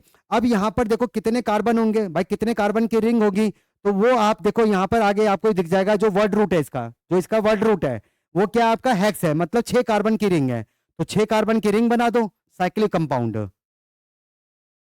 साइक्लिक कंपाउंड, तो ये बन गया आपका साइक्लिक कंपाउंड 6 मेंबर्ड रिंग, जिसको हम क्या कहते हैं, साइक्लोहेक्स, ठीक है ना, इसे क्या कहते हैं, साइक्लोहेक्सेन कहते हैं। ये भी साइक्लोहेक्सेनॉल नहीं है, ठीक है ना, यह भी साइक्लोहेक्सेन है, हेक्सेन। अब अल्कोहल, अल्कोहल करना है तो आपको अल्कोहल का फंक्शनल ग्रुप लगाना पड़ेगा। अब आप अल्कोहल का जो फंक्शनल ग्रुप है कहीं पे भी लगा सकते हो, ठीक है ना, क्योंकि जहां भी लगाओगे वो नंबरिंग वहीं से स्टार्ट हो जाएगी, जहां भी लगाओगे नंबरिंग वहीं से स्टार्ट हो जाएगी। हाँ अगर 2 ग्रुप्स होते तो फिर हम नंबर करके करते, फिर नंबरिंग करके करते, लेकिन अगर एक ही ग्रुप है तो फिर आप कहीं भी लगा सकते हो, क्योंकि जहां भी लगेगा वहीं से नंबरिंग स्टार्ट होगी, ठीक है। तो मैं ऊपर ही लगा देता हूँ, ऊपर ही लगा देता हूँ, OH, अल्कोहल का फंक्शनल ग्रुप क्या होता है, OH होता है। तो ये क्या आपका साइक्लोहेक्सेनॉल है, साइक्लोहेक्सेनॉल, ठीक है। इसको मैं क्या कर रहा हूँ, इसको हीट कर रहा हूँ, किसकी प्रेजेंस में, कंसंट्रेटेड H2SO4 की प्रेजेंस में, कंसंट्रेटेड H2SO4 की प्रेजेंस में इसको हीट करूंगा। तो अभी मैंने बताया जब भी हम अल्कोहल्स का जब भी हम अल्कोहल्स को हीट करते हैं in the presence of concentrated H2SO4 तो वो डिहाइड्रेट कर जाता है, और क्या बनाता है, वो अल्कोहल बनाता है, ओ सॉरी वो क्या बनाता है, अल्कीन बनाता है, ठीक है ना। जब भी आप अल्कोहल्स का डिहाइड्रेशन करोगे तो वो डिहाइड्रेशन पे क्या बनाता है, हमेशा अल्कीन ही बनाता है, आप समझ रहे हो। और इसकी जब ऑर्गेनिक में मैकेनिज्म देखोगे तो ये इंटरमीडिएट में क्या बनाता है, कार्बोकटाइन बनाता है। तो कार्बोकटाइन की स्टेबिलिटी से ही डिसाइड होता है कि कौन सी अल्कीन आपकी मेजर होगी, ठीक है ना, कौन सी अल्कीन आपकी मेजर होगी, बात समझ रहे हो। और इसी से आपको पता लगेगा कि 3 डिग्री अल्कोहल को डिहाइड्रेट करना आसान होता है as compare to 2 degree and 1 degree, क्योंकि 3 डिग्री अल्कोहल से मोर स्टेबल कार्बोकटाइन बनता है एज कंपेयर टू 2 डिग्री वाले से, ठीक है ना, और फिर 1 डिग्री वाले से, समझ रहे हो। तो वो ऑर्गेनिक का पार्ट है, वैसे तो हम फिजिकल कर रहे हैं, तो ऑर्गेनिक में जब करेंगे तो देखेंगे वहां पर। अब इसे आप क्या कर रहे हो, हीट कर रहे हो, तो ये डिहाइड्रेट कर जाएगा, क्या बनेगा, अल्कीन बनेगी। तो अभी देखो मैकेनिज्म तो नहीं कर रहे, अभी मैं सिंपल आपको बता देता हूं, देखो क्या होता है, यहां से आपका OH ग्रुप निकलेगा, है ना, यहां से आपका OH ग्रुप निकलेगा, तो इसकी वजह से क्या आ जाएगा, इस कार्बन, जिस कार्बन से ये जुड़ा हुआ है ये आपका सेकेंडरी कार्बन है भाई, ये जो रिंग का जो भी कार्बन है वो सेकेंडरी कार्बन ही है, मतलब 2 डिग्री कार्बन है, ठीक है ना। तो ये 2 डिग्री अल्कोहल है, ये क्या है, 2 डिग्री अल्कोहल, सेकेंडरी अल्कोहल है, 2 डिग्री अल्कोहल है, 2 डिग्री अल्कोहल। तो जैसे ही यहां से OH ग्रुप निकलेगा तो यहाँ पे क्या आ जाएगा, पॉजिटिव चार्ज आ जाएगा, ठीक है। अब यहाँ पर क्या हुआ है कि ये जो कंसंट्रेटेड H2SO4 है ये एक कैटलिस्ट के तौर पे भी काम करता है, क्योंकि जब यहाँ पे हम OH ग्रुप को निकालते हैं ना तो पहले तो इसका प्रोटोनेशन होता है, क्या होता है, प्रोटोनेशन, प्रोटोनेशन है, और क्योंकि कैटलिस्ट है, और कैटलिस्ट का काम क्या होता है, रेट ऑफ रिएक्शन को बढ़ाना होता है without consuming in the reaction. अब मैंने उस प्रोटोन को यूज किया, क्योंकि प्रोटोन से नेशन जब करा था तो मुझे प्रोटोन की जरूरत थी, तो प्रोटोन आया, ठीक है, तो वहां से वो इसको वाटर की फॉर्म में निकालता हुआ चला गया। अब बाद में मैं क्या करूंगा, वापस से प्रोटॉन को रिलीज करूंगा। तो प्रोटॉन कहां से रिलीज होता है भाई, जिस कार्बन से OH ग्रुप जुड़ा हुआ था, ठीक है ना, मतलब जहां पे पॉजिटिव चार्ज आता है इंटरमीडिएट में, जहां आपका जो कार्बोकेटाइन बनता है, जिस कार्बन पे पॉजिटिव चार्ज होता है, उसके बगल वाले कार्बन से हम क्या करते हैं, प्रोटॉन को रिलीज करते हैं। तो पहले प्रोटोनेशन होता है, बाद में क्या होता है, डीप्रोटोनेशन होता है। पहले प्रोटोनेशन, फिर बाद में इसका डीप्रोटोनेशन करते हैं। ठीक है, तो बगल वाले में से निकाल दो। अब इसका बगल वाला कौन है, ये है इसका बगल वाला, और ये है इसका बगल वाला, कहीं से भी निकाल दो। तो इसका मतलब है कि डबल बॉन्ड यहाँ पे बनेगा, डबल बॉन्ड या तो यहाँ बनेगा, तो कहीं पे भी बना दो। तो ये आपका बन गया क्या, साइक्लोहेक्सीन। ये क्या बन गया आपका, साइक्लोहेक्सीन। समझ गए, ये क्या बन गया आपका, साइक्लोहेक्सीन। आप चाहो तो डबल बॉन्ड इधर भी लगा सकते थे, एक ही बात है, कोई दिक्कत नहीं है, साइक्लोहेक्सीन। ठीक है, अब यहाँ पे आपको रिएक्शन दे रखी है C6H12O, इसको हीट कर रहे हो तो ये डिहाइड्रेट कर रहा है, किस में कन्वर्ट हो रहा है, अल्कीन में कन्वर्ट हो रहा है। इसी तरीके से अगर आप इसको उल्टा करोगे ना, अल्कीन की आप हाइड्रेशन करोगे, अगर आप अल्कीन की, देखो अल्कोहल्स का डिहाइड्रेशन करने पे अल्कीन बनती है, लेकिन अल्कीन की अगर आप हाइड्रेशन करोगे, अगर अल्कीन की अगर आप हाइड्रेशन करते हो in the presence of concentrated H2SO4, तो वो क्या बनाता है, आपका अल्कोहल बनाता है। ठीक है ना, तो उल्टा करोगे तो वापस से आपको अल्कोहल मिल जाएगा, कोई दिक्कत नहीं है। ठीक है, क्या कहता है, if the yield of this reaction, आपकी यहां देखो आगे ना, वो कह रहा है कि रिएक्शन में जो आपकी यील्ड है वो कितनी है, 75% की है। ठीक है, यानी कि इसका क्या मतलब हुआ कि अगर मान लो कि जो प्रोडक्ट का अमाउंट है, जो प्रोडक्ट का अमाउंट है, जो अल्कीन बन रही है, वो अगर 100 ग्राम बन रही है, थोरेटिकल जो मैक्सिमम अमाउंट है उसका, जो थोरेटिकल मैक्सिमम यील्ड है वो अगर 100 ग्राम है, और 100 ग्राम में से वो एक्चुअली कितना बन रहा है, 75 ग्राम ही बन रहा है, एक्चुअल में वो 75 ग्राम ही बन रहा है। ठीक है ना, बात समझ रहे हो, तो एक्चुअल यील्ड कितना होगा वो तो क्वेश्चन में उसको बताना ही पड़ेगा ना, आप समझ रहे हो, वो तो क्वेश्चन में उसको बताना पड़ेगा। हम तो यहां से इसका थ्योरेटिकल मैक्सिमम अमाउंट ही निकाल सकते हैं। तो कहता है then what will be the mass of cyclohexene obtain from 25 gram of cyclohexanol. तो कहता है कि भाई बताओ कि साइक्लोहेक्सोनॉल के 25 ग्राम से कितना आपको साइक्लोहेक्सीन मिलेगा। कोई दिक्कत नहीं है, पहले हम क्या करते हैं कि भाई इसको 100% रिएक्ट करवाते हैं, हम तो ऐसे ही करते हैं केमिस्ट्री में। भाई जब साइक्लोहेक्सोनॉल का 25 ग्राम पूरा रिएक्ट हो जाएगा तब बताओ कि साइक्लोहेक्सीन का आपका मैक्सिमम अमाउंट कितना बनेगा, और फिर उसका हम क्या करेंगे 75% निकाल लेंगे, तो हमें एक्चुअल यील्ड मिल जाएगी। ठीक है ना, करते हैं जरा, चलो देखो इधर। तो रिएक्शन दे रखी है C6H12O, इसको हमने हीट किया कंसंट्रेटेड H2SO4 की प्रेजेंस में। ठीक है, तो हमें ये क्या मिल गया भाई, अल्कीन मिल गई है C6H10, C6H10। ठीक है, सबसे पहले तो यहाँ पे इसका मास निकाल लो, जरा मास निकाल लो, तो कितना हो जाएगा 12 × 6 प्लस में 12 प्लस में 16, तो ये कितना हो गया आपका, ये हो गया 72, और ये 12 और ये प्लस 16 हो जाएगा। तो देखो 2 2 4 4 और 6 कितने होता है 10। ठीक है, 10 हो गया, 1 1 और 7 कितने हो गए 9 हो गए। ठीक है ना, कितने हो गए 9 हो गए, और एक ये 10 हो गया, मतलब 100 ग्राम हो गया इसका, कितना हो गया 100 ग्राम। ठीक है, तो 100 ग्राम पे ये कितना बनता है 12 × 6 प्लस में 10, तो कितना हो जाएगा 72 प्लस में 10, यानी कि आपका ये आ गया 82 ग्राम। कितना आ गया 82 ग्राम। तो 100 पे आपको कितना मिल रहा है 82 ग्राम मिल रहा है, 100 पे 82 ग्राम। तो बताओ कि 25 ग्राम पे कितना मिलेगा। तो 100 पे आपको ये 82 ग्राम मिल रहा है, तो बताओ 25 ग्राम पे कितना मिलेगा। तो 1 ग्राम पे निकाल लो, फिर 25 ग्राम पे निकाल लो, तो क्या आ जाएगा 82 अपॉन में 100 इंटू 25। इसे काटूंगा तो ये कितना हो जाएगा, ये आपका 4 हो जाएगा, और इसको काटो जरा 82 को डिवाइड करो 4 से, तो ये कितना आ जाएगा भाई 82 को डिवाइड करने पे 82 डिवाइडेड बाय 4, तो ये आ गया मेरा 20.5। कितना आ गया 20.5 ग्राम आ गया। आप समझ रहे हो, तो ये आपका थ्योरेटिकल मैक्सिमम अमाउंट है, ये कितना आपका थ्योरेटिकल मैक्सिमम अमाउंट है। ठीक है ना, लेकिन एक्चुअल जो यील्ड है रिएक्शन के अंदर वो कितनी है 75% की है, 75% की ही यील्ड है। आप चाहो तो आप फॉर्मूला लगा के यहाँ पर उसका एक्चुअल अमाउंट बता सकते हो, है ना, यहाँ पे उसका एक्चुअल अमाउंट बता सकते हो फॉर्मूला लगा के, कोई दिक्कत नहीं है। तो भाई 100 पे कितना मिलता है 75% मिलता है। ठीक है, अब आप देखो आपको थ्योरेटिकल जो मैक्सिमम अमाउंट मिल रहा है वो कितना मिल रहा है 20.5 ग्राम मिल रहा है, 20.5 ग्राम मिल रहा है। तो आप क्या करो इसका 70% निकाल लो, भाई इसका 70% निकाल लो तो उतना ही तो बनेगा। तो एक्चुअल यील्ड कितना आ जाएगा, एक्चुअल यील्ड कितना आ जाएगा, एक्चुअल यील्ड, एक्चुअल यील्ड कितना आ जाएगा 20.5 का मैं क्या करता हूँ यहाँ पर 75% निकाल देता हूँ, 75% निकाल देता हूँ। ठीक है ना, बात समझ रहे हो? तो कर ले भाई जरा सॉल्व इसे। तो डेसिमल हटाऊंगा तो 3 जीरो नीचे हो जाएंगे, तो 205 को 205 डिवाइडेड, सॉरी 205 को मल्टीप्लाई करना है किससे, 75 से, 75 से। तो ये कितना आ रहा है मेरा, ये आ रहा है 15375 है। तो 3 जीरो है तो ये आ जाएगा 15.375 ग्राम, 15.375 ग्राम आ जाएगा। तो एक्चुअल यील्ड आपकी कितनी आएगी, 15.375 ग्राम की आएगी। आप चाहो तो आप फॉर्मूला भी लगा सकते थे, फॉर्मूला भी लगा सकते थे। ठीक है ना, आप समझ रहे हो? अब अगर फॉर्मूला लगाते तो फिर क्या होता भाई, परसेंटेज यील्ड, परसेंटेज यील्ड का फॉर्मूला लगा लो। तो क्या है आपका एक्चुअल यील्ड। ठीक है, एक्चुअल यील्ड तो आपको निकालनी ही है, एक्चुअल यील्ड तो आपको निकालनी ही है। ठीक है ना, थ्योरेटिकल मैक्सिमम यील्ड कितनी आ रही है, 20.5 है, और इंटू 100। ठीक है ना, इंटू 100 यही करता। अब यहां से एक्चुअल यील्ड निकाल लो। तो एक्चुअल यील्ड, एक्चुअल यील्ड क्या हो जाता है आपका, ये 20.5 इंटू परसेंटेज यील्ड कितना दे रखा है, कितना दे रखा है, 75 दे रखा है, और ये 100 नीचे आ जाता अपॉन में 100। तो वही तो किया, 20.7 का मैंने 100%, सॉरी 20.5 का मैंने 75% निकाल दिया, 20.5 का 75% निकाल दिया। तो जैसे मर्जी कर लो, आप फॉर्मूला लगा के कर लो, चाहे ऐसे कर लो, कोई दिक्कत नहीं है। कर लिया सबने नोट इसे? चलो आगे देखते हैं, अगला देखो जरा।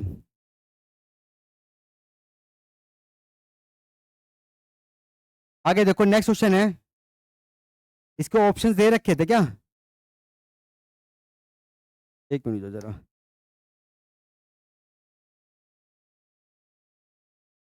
इसके कोई ऑप्शंस नहीं थे, ठीक है चलो कोई नहीं, इसके ऑप्शंस नहीं थे।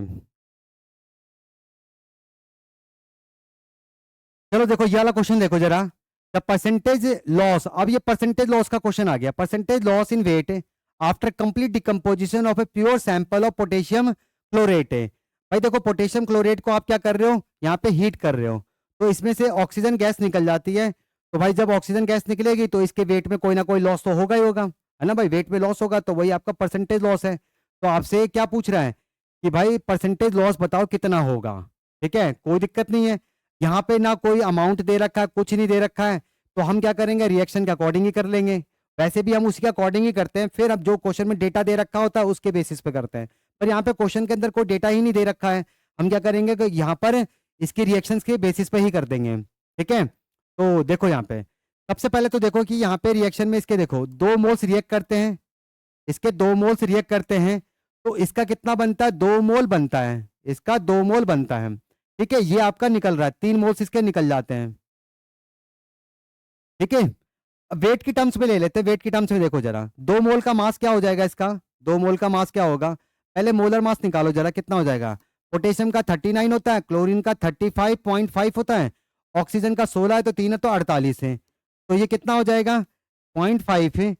9 और 8 कितने होते हैं, 17, 17 और 5 कितने होते हैं, 22 है। ठीक है, तो ये 2 हो गया, 2 और 5 की 2 और 3 कितने हो गए, 5, 5 और 3 8, 8 और आपका 4 कितना आता है, 12 हो जाता है, तो ये 122.5 हो गया। तो 2 इंटू 122.5 है। अब देखो इसको जरा मल्टीप्लाई करते हैं 2 से, तो ये कितना हो जाएगा मेरा 244 हो जाएगा, मतलब ये कितना आ गया मेरा 245 आ गया, कितना आ गया 245 ग्राम आ गया। तो KClO4 का कितना ग्राम यहाँ पे रिएक्ट हो रहा है, 245 ग्राम रिएक्ट हो रहा है। तो KCl का कितना होगा, KCl का कितना होगा, अब 2 मोल्स प्रोड्यूस है, 2 मोल का मास निकाल लेते हैं, तो पहले मोलर मास निकाल लेते हैं जरा, मोलर मास कितना हो जाएगा इसका 30, एक मिनट दो जरा, 39, 39 एंड 35.5, इनको दोनों को ऐड करना है, तो ये कितना हो जाएगा 0.5 है। 9 और 5 कितना होता है 14, एक हो गया, 6 और एक 7, तो 74.5 हो गया, तो 2 से मल्टीप्लाई करो तो 74.5 है। तो ये कितना आ जाएगा आपका, 2 से अगर मल्टीप्लाई करूंगा तो ये 8 हो गया और ये 14 हो गया, तो मेरा कितना आ जाएगा 149 आ जाएगा, 149, 149 ग्राम आ जाएगा।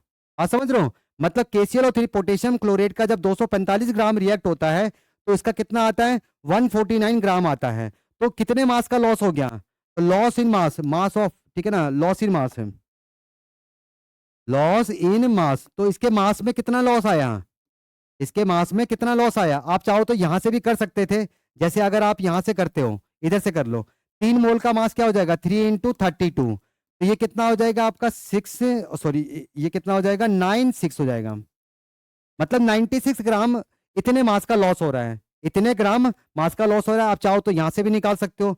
तो 245 इसका रिएक्ट करता है तो केसीएल इतना बनता है, तो कितने मास का लॉस हुआ है? तो 96 ग्राम का ही लॉस होगा। देखो जरा यहाँ पर कितना हो जाएगा, 245 है माइनस में 149 है।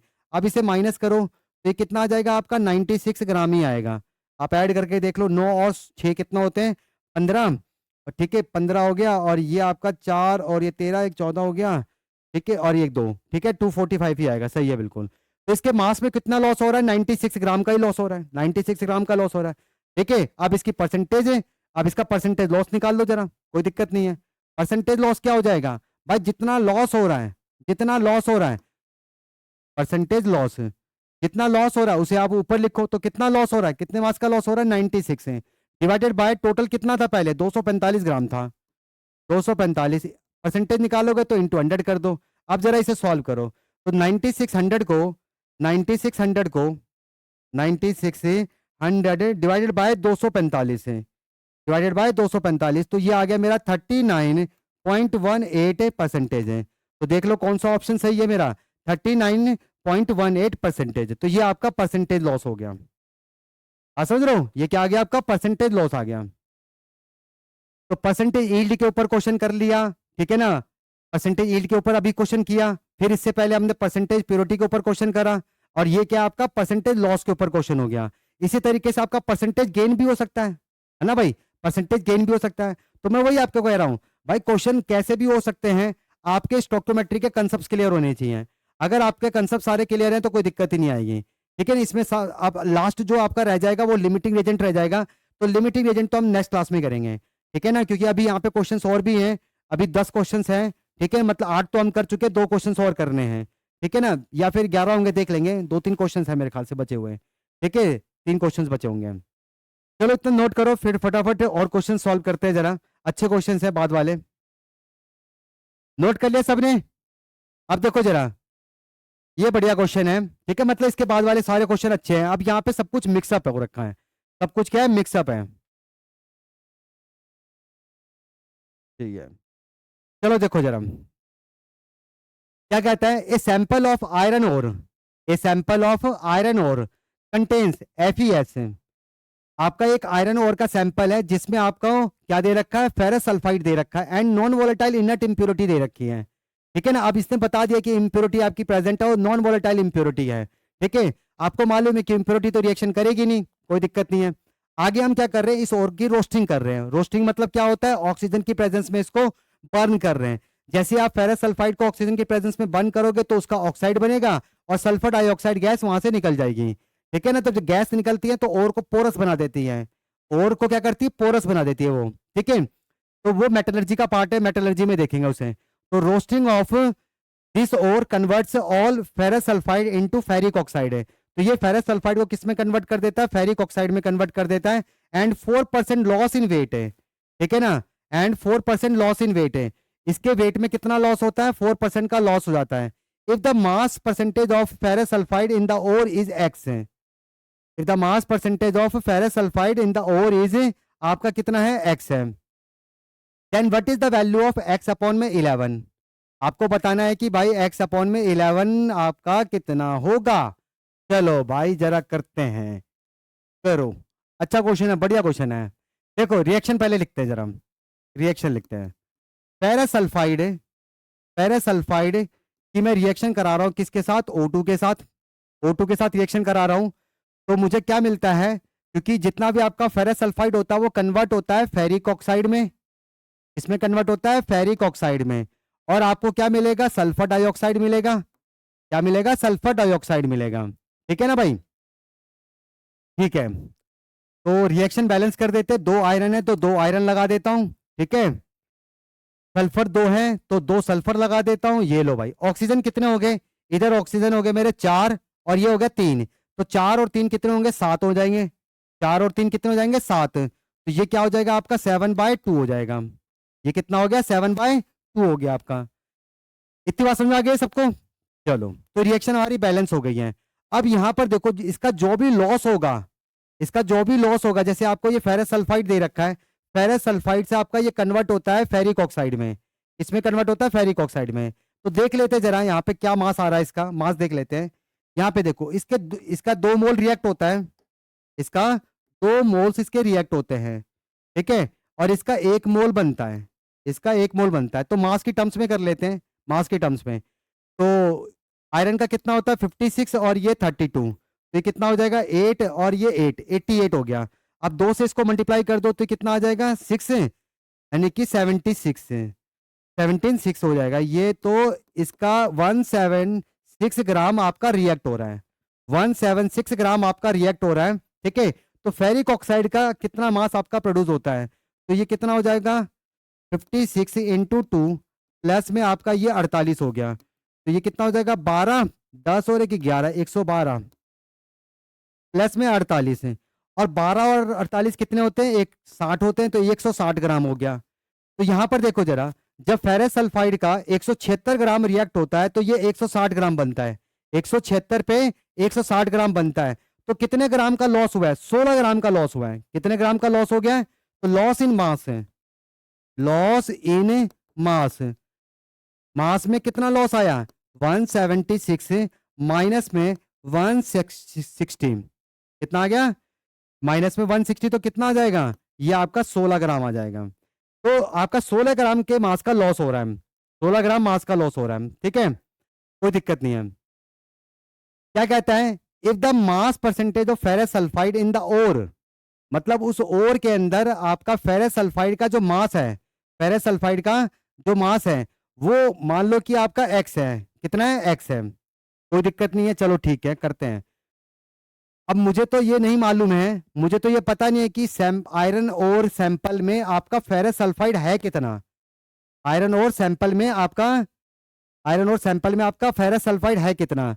अब देखो इस आयरन और सैंपल को जब आप रोस्ट करते हो तो इसमें आपका जितना भी फेरस सल्फाइड होता है वो कन्वर्ट होता है फेरिक ऑक्साइड में, और लॉस कितना होता है 4% लॉस इन वेट हो जाता है। तो इसका मतलब है कि 4% लॉस इन वेट का मतलब क्या हो गया कि भाई जब आपका उस सैंपल आयरन ओर का जो सैंपल दे रखा है उसका मास अगर 100 ग्राम होगा, 100 ग्राम होगा, तो आपका लॉस कितना होगा 4 ग्राम का होगा, ठीक है, 4 ग्राम का होगा। तो 4 ग्राम का आपका लॉस हो रहा है, ठीक है। सैंपल का मास मैंने 100 ग्राम ले लिया, कितना 100 ग्राम, तो 100 ग्राम आयरन और सैंपल पे आपको 4 ग्राम का लॉस हो रहा है।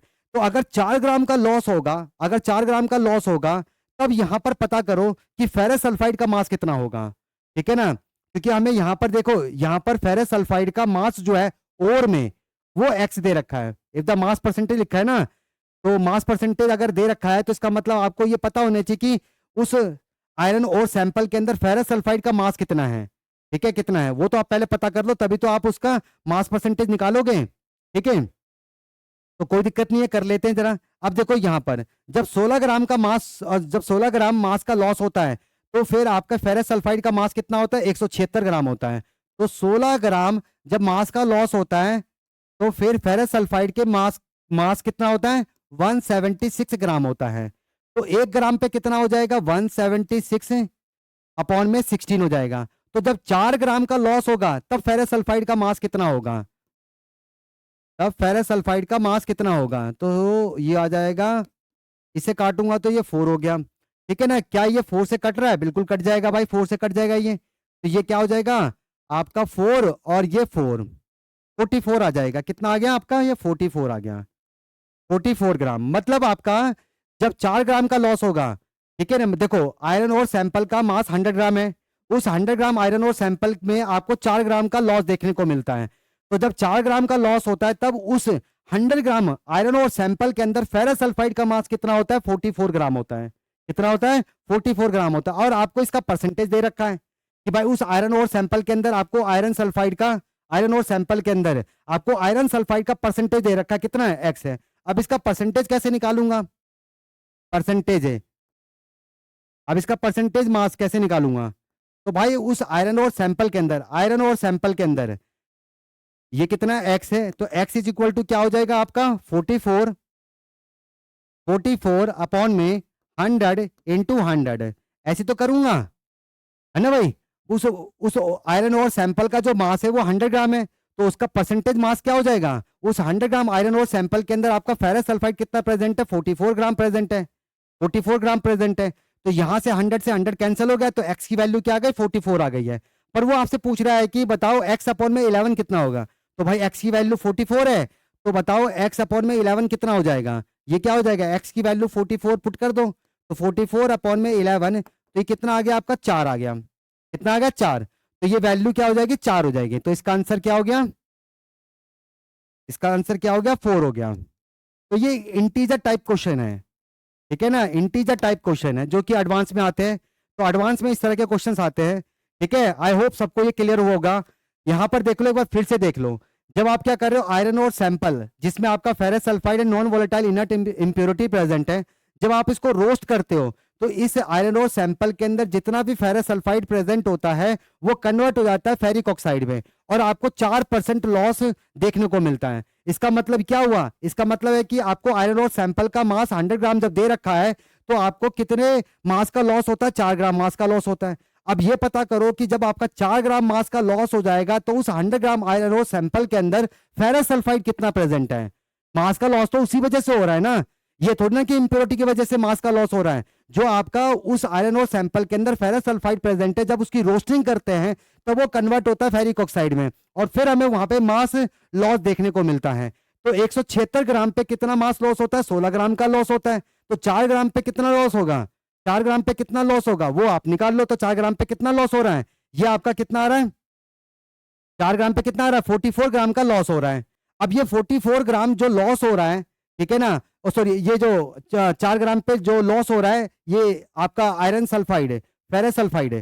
फेरस सल्फाइड कितना आ रहा है, 44 ग्राम आ रहा है। तो इसका मतलब ये फेरस सल्फाइड जब आपका 44 ग्राम है तो आपको लॉस कितना देखने को मिलता है, 4% का लॉस देखने को मिलता है, 4 ग्राम का लॉस देखने को मिलता है। अब ये 44 ग्राम फेरस सल्फाइड आपका उस 100 ग्राम आयरन और सैंपल के अंदर ही तो प्रेजेंट है, तो आप वहां पे उसका परसेंटेज मास कैलकुलेट कर सकते हो, है ना, परसेंटेज मास कैलकुलेट कर सकते हो। तो परसेंटेज मास आपका ये आ जाएगा, एक्स की वैल्यू निकल आई, ठीक है। अब एक्स अपॉन में 11 की वैल्यू निकाल लो, एक्स अपॉन में 11 की वैल्यू निकाल लो, तो ये आ जाएगा। तो ये कितना आ गया, 4 आ गया, ठीक है। नोट करो फटाफट, फिर नेक्स्ट क्वेश्चन करते हैं। देखो नेक्स्ट क्वेश्चन, देखो अगला क्वेश्चन, अगला क्वेश्चन देखो जरा। 10th क्वेश्चन है, calculate the mass of coal sample, calculate the mass of coal sample in KG containing 0.05% mass of iron pyrite. Iron pyrite क्या होता है, FeS2 होता है, ये आपका FeS2 है iron pyrite, that can be produce 44.8 litres of SO2 at STP condition पे दे रखा है। ये आपका क्या है, STP कंडीशन है, STP कंडीशन है, ठीक है। STP कंडीशन पे आपका इतना होता है विथ 40% रिएक्शन यील्ड, मतलब विथ 40% यील्ड है ये, विथ 40% यील्ड है। चलो कोई दिक्कत नहीं है। सबसे पहले तो रिएक्शन लिख लो, रिएक्शन लिखो FeS2 की, जब आप आयरन पायराइड की जब रिएक्शन कराओगे, रोस्टिंग कर रहे हो ना भाई, हाँ रोस्टिंग ही हो रही है, तो ऑक्सीजन की प्रेजेंस में करा रहे हो, तो आपका ये जो है ये किस में कन्वर्ट होता है, किस में कन्वर्ट होगा, ये आपका ferrous oxide, ferrous oxide plus में सल्फर डाइऑक्साइड इसमें कन्वर्ट होता है। फेरस ऑक्साइड प्लस में सल्फर डाइऑक्साइड में आपका ये कन्वर्ट होता है। तो रिएक्शन आपकी बैलेंस होनी चाहिए, एक आयरन, दो सल्फर, बैलेंस हो गया। ऑक्सीजन गिन लो कितने हैं, यहाँ पे ऑक्सीजन कितने हैं, यहाँ पे ऑक्सीजन कितने, 4 है और एक ही है, 5 ऑक्सीजन है। तो यहाँ पे भी 5 कर देता हूं तो 5/2 हो जाएगा, कितना हो जाएगा, 5/2 हो जाएगा। अब यहाँ पे देखो जरा, आपको क्या करना है, उस कोल सैंपल का मास निकालना है केजी में, जिसमें आपको आयरन पायराइड की प्योरिटी दे रखी है 0.05% है, ठीक है। और वो जब उसकी रोस्टिंग करते हैं तो SO2 इतना प्रोड्यूस करता है विद परसेंटेज यील्ड के साथ, कितना, 40% यील्ड के साथ करता है, 40% यील्ड के साथ करता है, बात समझ रहे हो। तो यहाँ पे दोनों चीज दे रखी है, परसेंटेज यील्ड भी दे रखा है और परसेंटेज प्योरिटी भी दे रखा है। अब आपको कोल सैंपल का मास निकालना है, कोल सैंपल का मास केजी में निकालना है, कोई दिक्कत नहीं है। तो देखो जब भी हम रिएक्शन करते हैं वहां से हम प्रोडक्ट का अमाउंट क्या निकालते हैं, थ्योरेटिकल मैक्सिमम अमाउंट निकालते हैं, जो मैक्सिमम अमाउंट बन रहा होता है थ्योरेटिकल मैक्सिमम अमाउंट निकालते हैं, बात समझ रहे हो। तो अब यहाँ पे देख लेते जरा इसका कितना मास रिएक्ट हो रहा है। तो पहले तो देखो 1 मोल इसका रिएक्ट होता है, 1 मोल इसका रिएक्ट होता है, तो SO2 का कितना प्रोड्यूस होता है? 2 मोल्स इसके प्रोड्यूस हो जाते हैं, 2 मोल्स इसके प्रोड्यूस आते हैं। ठीक है, तो 1 मोल का मास क्या हो जाएगा इसका? 56 प्लस में 64, तो ये कितना आ गया मेरा? 10 आ गया, 10, 6 प्लस में 4, 10 आ गया, और ये 11, 1, 12 हो गया। ठीक है, 120 ग्राम हो गया। कितना हो गया? 120 ग्राम। तो 120 ग्राम जब इसका रिएक्ट होता है, 120 ग्राम जब इसका रिएक्ट होता है, तब इसका कितना बनता है? तो SO2 का कितना होता है भाई? SO2 का 32 है, और इसका भी 32, तो 64 हो गया। 64 को मैं 2 से मल्टीप्लाई करूंगा तो कितना हो जाएगा मेरा? 128 हो जाएगा, 128 ग्राम हो जाएगा। तो 120 ग्राम जब उसका रिएक्ट होता है तो इसका 128 ग्राम बनता है। ठीक है, लेकिन यहाँ पे तो वॉल्यूम दे रखा है। अब ये गैसीय स्टेट में एसटीपी कंडीशन पे 2 मोल्स का वॉल्यूम कितना होगा? 1 मोल का वॉल्यूम कितना होता है? 22.4 लीटर्स होता है, तो 2 मोल्स का वॉल्यूम कितना हो जाएगा? 44.8 लीटर्स होगा। तो भाई यही तो हो रहा है, यही प्रोड्यूस हो रहा है। ठीक है ना, तो 44.8 लीटर्स है, 44.8 लीटर्स मतलब 128 ग्राम ही प्रोड्यूस होगा। तो 120 पे 128 ग्राम बनता है, 120 पे 128 ग्राम बनता है। ठीक है, ये तो थ्योरेटिकल मैक्सिमम अमाउंट है। ठीक है ना, ये क्या है आपका? मतलब इतना थ्योरेटिकल मैक्सिमम अमाउंट, पर इसने कहा 40% यील्ड के साथ, मतलब ये आपका, ठीक है ना, 40% यील्ड हो गया। बात समझ रहे हो? ये क्या है आपका? 40% यील्ड हो गया ना, क्योंकि उसने क्वेश्चन में क्या दिया है कि आपका ये जो है, क्योंकि देखो यहां पर जब इसका 120 ग्राम रिएक्ट होता है तो 128 ही ग्राम आपका प्रोड्यूस होता है। 128 ग्राम मतलब 2 मोल्स आपका प्रोड्यूस होता है, या फिर कह सकते हो वॉल्यूम में 44.8 लीटर्स आपका प्रोड्यूस होता है। तो उसने कहा क्वेश्चन के अंदर जब आपका 40% यील्ड होता है तो SO2 का कितना वॉल्यूम प्रोड्यूस होता है? 44.8 आपका ये लीटर्स प्रोड्यूस होता है। तो यही आपका क्या एक्चुअल यील्ड है। ठीक है, अब आप क्या करो, यहां पर थ्योरेटिकल मैक्सिमम अमाउंट निकालो। थ्योरेटिकल मैक्सिमम अमाउंट जब 100% यील्ड होगा तो कितना होगा? 100% यील्ड होगा तब कितना होगा? ठीक है ना, तो कोई दिक्कत नहीं है। अब यहाँ पे देखो, यहाँ पे देख लो, वैसे भी हमें यहाँ पे इसका 100% निकालने की कोई जरूरत नहीं है। यहाँ पे हमें इसका 100% निकालने की जरूरत नहीं है। हमें ये पता करना है, हमें यहाँ पे ये पता करना है कि आपका FeS2 देखो, जब 40% यील्ड करता है तो कितना रिएक्ट होता है? 120 ग्राम रिएक्ट होता है। ठीक है ना, जब ये 44.8 लीटर प्रोड्यूस होता है तो ये 120 ग्राम रिएक्ट होता है। तो जब ये 100% यील्ड करेगा, जब ये 100% यील्ड करेगा तब ये कितना रिएक्ट करेगा? तो कोई दिक्कत नहीं है। तो देखो 40% यील्ड जब होता है तो ये कितना रिएक्ट करता है? 120 ग्राम रिएक्ट करता है। कितना करता है? 120 ग्राम रिएक्ट करता है। तो एक पे कितना हो जाएगा? 120 अपॉन में 40% हो जाएगा। तो जब ये 100% बनेगा, जब ये 100% बनेगा तब ये कितना रिएक्ट करेगा? तो वो निकाल लो। तो 120 अपॉन में 40 इंटू 100 ये हो जाएगा। तो इसको आप सॉल्व करो तो ये आज कट जाएगा, तो ये 3 हो जाएगा, तो ये 300 ग्राम। मतलब जब आपका यहाँ पर ये 100% बनेगा, 100% जब यील्ड होगी, थ्योरेटिकल मैक्सिमम जब आपका होगा, तो ये कितना रिएक्ट करेगा? आपका 300 ग्राम रिएक्ट करेगा, 300 ग्राम रिएक्ट करेगा। बात समझ रहे हो? अब इस देखो, अब इसी से आप पता कर लो, जब इसका 300 ग्राम रिएक्ट होता है, जब इसका 300 ग्राम रिएक्ट होता है तब ये कितना बनेगा? तो 120 पे 128 बनता है। तो एक पे कितना बनेगा? 128 अपॉन में 120 है, तो 300 पे कितना बन जाएगा? 128 अपॉन में 120 इंटू 300, एक 300, एक जीरो से एक जीरो काट दो। ठीक है, तो अब जरा इसे सॉल्व करो जरा, तो ये कितना आ जाएगा मेरा? 128 इंटू 30 डिवाइडेड बाय 12 है, तो कितना आ गया मेरा? 320 ग्राम आ गया, 320 ग्राम। मतलब जब इसका 300 ग्राम रिएक्ट होगा तो आपका ये मैक्सिमम कितना बनेगा? 320 ग्राम बनेगा। पर इसने ये बना कितना रहा है? 40% ही बना रहा है। तो अगर आप इसका 40% निकालोगे तो इतना ही तो आएगा, 128 ग्राम आएगा। ठीक है, तो इसका मतलब है जो क्वेश्चन में आपको ये दे रखा है, ये 40% यील्ड के साथ दे रखा है। अब ये चीज जो है ये यहीं पे सेम आ गई है, ये चीज तो यहीं पे सेम आ गई है। मतलब 120 ग्राम रिएक्ट होने पे ये 128 ग्राम बनाता है, तो ये 40% यील्ड का ही है। ये क्या आपका 40% यील्ड का है, 40% यील्ड का है, 40% यील्ड का। ये जो अमाउंट दे रखा है आपको 40% यील्ड का ही दे रखा है। ठीक है ना, यहां से जो है आपका रिएक्शन से जो आ रहा है ये 40% यील्ड ही है। ठीक है, चलो, तो अब हमें पता लग गया जब आपका ये 100% होगा, जब आपका 100% बनेगा तो आपका ये जो रिएक्टेंट है आयरन पायराइट है उसका मास कितना होगा? 300 ग्राम होगा। मतलब हम क्या कर रहे हैं, जो जिस कोल सैंपल को लेके आ रहे हैं, जिस कोल सैंपल को लेके आ रहे हैं जिसमें आपके आयरन पायराइट की प्योरिटी कितनी है? 0.05% है, तो उसमें आपका आयरन पायराइड कितना प्रेजेंट है, 300 ग्राम प्रेजेंट है। कितना है, 300 ग्राम प्रेजेंट है। तो बताओ कि उस कोल सैंपल का मास कितना होगा, कोई दिक्कत नहीं है। तो जब उसका 100 ग्राम होता है तो आयरन पायराइड का मास कितना होता है, 0.05 ग्राम होता है। ठीक है, जब इतना आयरन पायराइड होगा तब कोल सैंपल का मास क्या होगा, तब क्या मास होगा वो निकालो। तो देखो 0.05 है, कोल सैंपल का मास कितना है, 100 ग्राम है। तो एक पे कितना हो जाएगा, 100 अपॉन में 0.05 हो जाएगा। ठीक है, तो बताओ 300 पे कितना होगा, कोई दिक्कत नहीं, कर देते भाई। तो 300 पे कितना हो जाएगा, 0.05 इंटू 300। अब जरा इसे सॉल्व करो, ठीक है ना। तो ये मेरा भाई कितना आ जाएगा, 2 जीरो और ले आओ ऊपर। ठीक है, 2 जीरो और ऊपर ले आओ, ये आ जाएगा आपका। और इसको मैं अगर काटूंगा तो ये आ जाएगा मेरा कितना, 6 आ जाएगा। ठीक है ना, 60 आ जाएगा, मतलब 60। तो ये कितना हो गया, 60 भाई, कितना आ गया मेरा, 60। और कितनी जीरो है भाई, 60। ठीक है, ये हो गया 2 जीरो, ये रही 2 जीरो, ये रही, तो 4 जीरो हैं, 4 जीरो। ठीक है, मतलब टोटल कितने हैं, 5 जीरो हैं। 6 इंटू 10 की पावर 5 है, लेकिन ये ग्राम में, और उसने पूछा किस में, केजी में पूछा हुआ है। तो केजी में कन्वर्ट करने के लिए क्या करूँ, 1000 से डिवाइड कर दूं। ठीक है, तो ये 3 कट जाएगा तो 2 बच जाएगा, तो कितना आ जाएगा, 600 केजी आ जाएगा। कितना आ जाएगा, 600 केजी आ जाएगा। तो आंसर क्या आपका, 600 केजी। तो उस कोल सैंपल का मास कितना होगा, 600 केजी होगा। ठीक है, जिसमें आयरन पायराइड की प्योरिटी कितनी है, 0.05% है।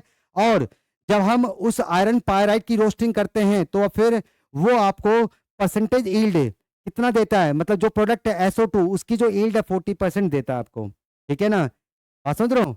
और 40% वो यहीं पे आ गई, 40% यहीं पे आ गई। ठीक है ना, अगर थ्योरेटिकल मैक्सिमम अमाउंट ये होता मेरा, तब मैं इसका 40% करता, तब 40% करता। ठीक है ना, और 40% करने पे फिर वो उसके बराबर आता। लेकिन ये तो यहीं पे आ गया, यहीं पे आ गया, तो इससे कोई दिक्कत नहीं है। नोट करो, और फिर लास्ट क्वेश्चन करते हैं, कि लास्ट क्वेश्चन है। तो ये कुछ अच्छे क्वेश्चंस हैं, ठीक है ना। तो ये जेई एडवांस के क्वेश्चंस हैं, जैसे इंटीजर वाले होते हैं वो करवाया था इंटीजर वाला। तो नोट करो, लास्ट क्वेश्चन करते हैं फिर। हाँ भाई, लास्ट क्वेश्चन है ये। अगला क्वेश्चन देखो जरा, a given sample of pure iron, अब यहाँ पे गेन का है, pure iron gains 10% of its weight on partial rusting to form Fe2O3। मतलब आपके पास एक प्योर आयरन है, जैसे ही हम उसको क्या करते हैं, ऑक्सीजन के साथ उसकी रिएक्शन करवाते हैं। आयरन की रिएक्शन करवा रहे हैं किसके साथ, ऑक्सीजन के साथ, तो हमें क्या मिलता है, फेरिक ऑक्साइड मिलता है। तो यहाँ पे ऑब्वियस है कि इसका वेट क्या हो रहा है, गेन हो रहा है, तो रिएक्शन बैलेंस कर लेते हैं। तो 2 हो गया, ऑक्सीजन क्या हो जाएगा, 3/2 हो जाएगा यहाँ पर। तो ये रिएक्शन बैलेंस हो गई है। ठीक है, अब 10% का ये वेट गेन करता है, पर यहाँ 10% जो है, देखो 10% किसका, जो आयरन का, जो आयरन का वेट था, ओरिजिनल जो वेट था, एक given sample of pure iron gains है 10% ऑफ इट्स वेट, मतलब इसका जितना वेट था उसका 10% ये गेन करता है, उसका 10% ये गेन करता है। ठीक है, on partially rusting to form ferric oxide if the fraction of the iron converted to ferric oxide is X है, मतलब आयरन Fe2 में जितना भी कन्वर्ट हो रहा है वो फ्रैक्शन आपको एक्स दे रखा है। तो बताओ what is the value of 30x, 30x की वैल्यू क्या होगी। ठीक है, चलो कोई दिक्कत नहीं है, एक्स की वैल्यू निकाल लेते हैं। ठीक है, यहाँ पे देखो जरा, इसका कितना मास रिएक्ट हो रहा है, तो 2 इंटू 56 है, तो ये कितना हो जाएगा, 2 और ये 10।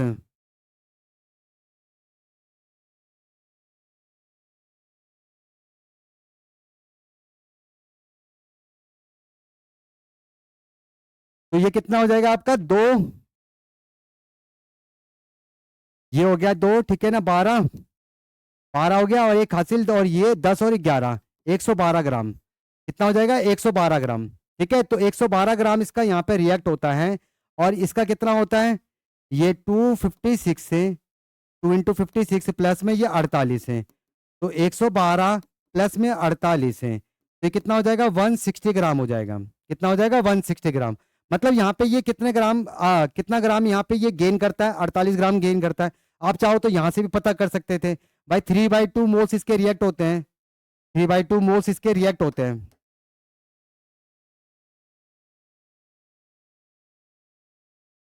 3/2 इसके मोल्स रिएक्ट होते हैं, तो 32 का कर लो जरा, तो ये हो गया 16, तो ये कितना आ जाएगा आपका, 48 ग्राम। 16 48 ग्राम, तो 48 ग्राम का मास ये गेन करेगा, 48 ग्राम का मास क्या करेगा, गेन करेगा। ठीक है भाई, कोई दिक्कत नहीं है। ठीक है, अब यहां पर देखो जरा, if the fraction of the iron और iron converted to ferric oxide है, ये किस में कन्वर्ट हो रहा है, एक्स में, ठीक है। तो फ्रैक्शन जो आपको दे रखा है कन्वर्जन का जो आपको फ्रैक्शन दे रखा है वो क्या है, एक्स है। और ये किसके बराबर होगा, मान लो कि यहाँ पर इसका जो है वाई अमाउंट वो रिएक्ट होता है, मतलब वो कन्वर्ट होता है वाई, ठीक है ना। और ओरिजिनल के रिस्पेक्ट में करेंगे 112, तो यहाँ पे ये रिएक्ट कितना हो रहा है, Y is equal to 112x, मतलब वाई की वैल्यू कितनी आ गई, 112x आ गई है। अब यहाँ पर देखो जरा, जब इसका 112 ग्राम रिएक्ट होता है, जब इसका 112 ग्राम रिएक्ट होता है, तो फिर आपका ये कितना वेट गेन करता है, ये 48 वेट गेन करता है। 112 ग्राम जब रिएक्ट होता है तो कितना वेट गेन करता है, 148 सॉरी 48 ग्राम गेन करता है। 112 पे 112 पे कितना वेट गेन करता है, 48 ग्राम ये वेट गेन करता है, ठीक है। तो एक पे कितना करेगा, 48 अपॉन में 112 करेगा। जब मैं इसका वाई रिएक्ट करवाऊंगा तब कितना वेट गेन करेगा, तब कितना करेगा, 100 मतलब 48 48 अपॉन में 112 इंटू वाई, इतना ग्राम ये रिएक्ट करेगा, इतना ग्राम ये गेन करेगा, ठीक है ना, इतना ग्राम ये गेन करेगा, ठीक है। और उसने क्या बोला कि भाई वो अपने वेट का 10% गेन करता है, इसका वेट कितना है 112, तो 112 का 10% वो गेन करेगा, ठीक है। 112 का 10% वो गेन करेगा, तो इसको मैं बराबर लिख देता हूं किसके, into Y is equal to 112 का 10% है, तो 112 का 10% ये निकाल लो भाई, ये आ जाएगा। अब y की वैल्यू देखो ये है x के टर्म्स में, तो कर दो, तो 48 अपॉन में 112 into 112x is equal to 112 into ये कितना हो जाएगा, 1 अपॉन में 10 हो जाएगा, ठीक है। 112 से 112 कैंसिल हो गया, ठीक है, 112 से 112 कैंसिल हो गया, तो ये क्या हो गया आपका 48x is equal to 112 upon में 10, तो x की वैल्यू क्या आ जाएगी, 112 अपॉन में 10 इंटू 48 है, ये आ रहा आपका। अब जरा इसे सॉल्व करते हैं, x की वैल्यू फाइंड आउट करते हैं, ये कितना आ जाएगा, नहीं उससे नहीं करना, क्योंकि हमें यहाँ पे 30x की वैल्यू निकालनी है, 30x की वैल्यू निकालनी है, ठीक है ना। तो ये कितना आएगा, ये देखो जरा, इसको वैसे सिंप्लीफाई वैसे करते हैं, जैसे देखो यहाँ पे कर लेते हैं, 112 है ना, 112 अपॉन में 10 इंटू 48 है, कोई दिक्कत नहीं है। इसको देखो जरा, इससे काटते हैं, तो ये 5 हो गया, ये कितना हो जाएगा मेरा, 2 से काटो इसे, 2 से काटूंगा तो ये कितना हो जाएगा मेरा, ये 5 और ये मेरा 6 है, 56 है। अब इसे जरा करो, ये कितना हो जाएगा, फिर 2 से करो इसे, या 8 से ही कर दो, 8 से कर दो, तो 8 सत्ते 56 है, और ये 8 6 48 है, तो ये आ जाएगा, तो 7 अपॉन में 30 आ गया। तो x की वैल्यू कितनी आ रही है, x की वैल्यू कितनी आ रही है, 7 अपॉन में 30 आ रही है, ठीक है। अब 30x की वैल्यू निकाल लो, 30x की वैल्यू क्या हो जाएगी, 30x is equal to, x की वैल्यू कितनी है भाई, 7 अपॉन में 30 है, तो 30 से 30 कैंसिल हो जाएगा, तो इसकी वैल्यू कितनी आ गई, 30x की 7 आ गई है, तो इसका आंसर क्या हो गया, 7, ठीक है ना। तो ये भी एक इंटीजर टाइप क्वेश्चन है जो कि एडवांस में आते हैं, इंटीजर टाइप क्वेश्चन है, कोई दिक्कत है इसमें। तो बस इतने ही क्वेश्चन थे, तो ये था आपका परसेंटेज प्योरिटी, परसेंटेज यील्ड, इसमें परसेंटेज लॉस भी आ गया, परसेंटेज गेन भी आ गया, तो लगभग मैंने सारे क्वेश्चंस इसमें करा दिए हैं, ठीक है ना। अब इसमें सिर्फ लिमिटिंग रीजन का कंसेप्ट रहता है, उसके बेसिस पे क्वेश्चंस करेंगे, तो आज की क्लास में सिर्फ इतना ही कर रहे हैं, ठीक है। नेक्स्ट क्लास में हम लिमिटिंग रीजन को कवर करेंगे, तो मिलते हैं नेक्स्ट क्लास में, गुड बाय।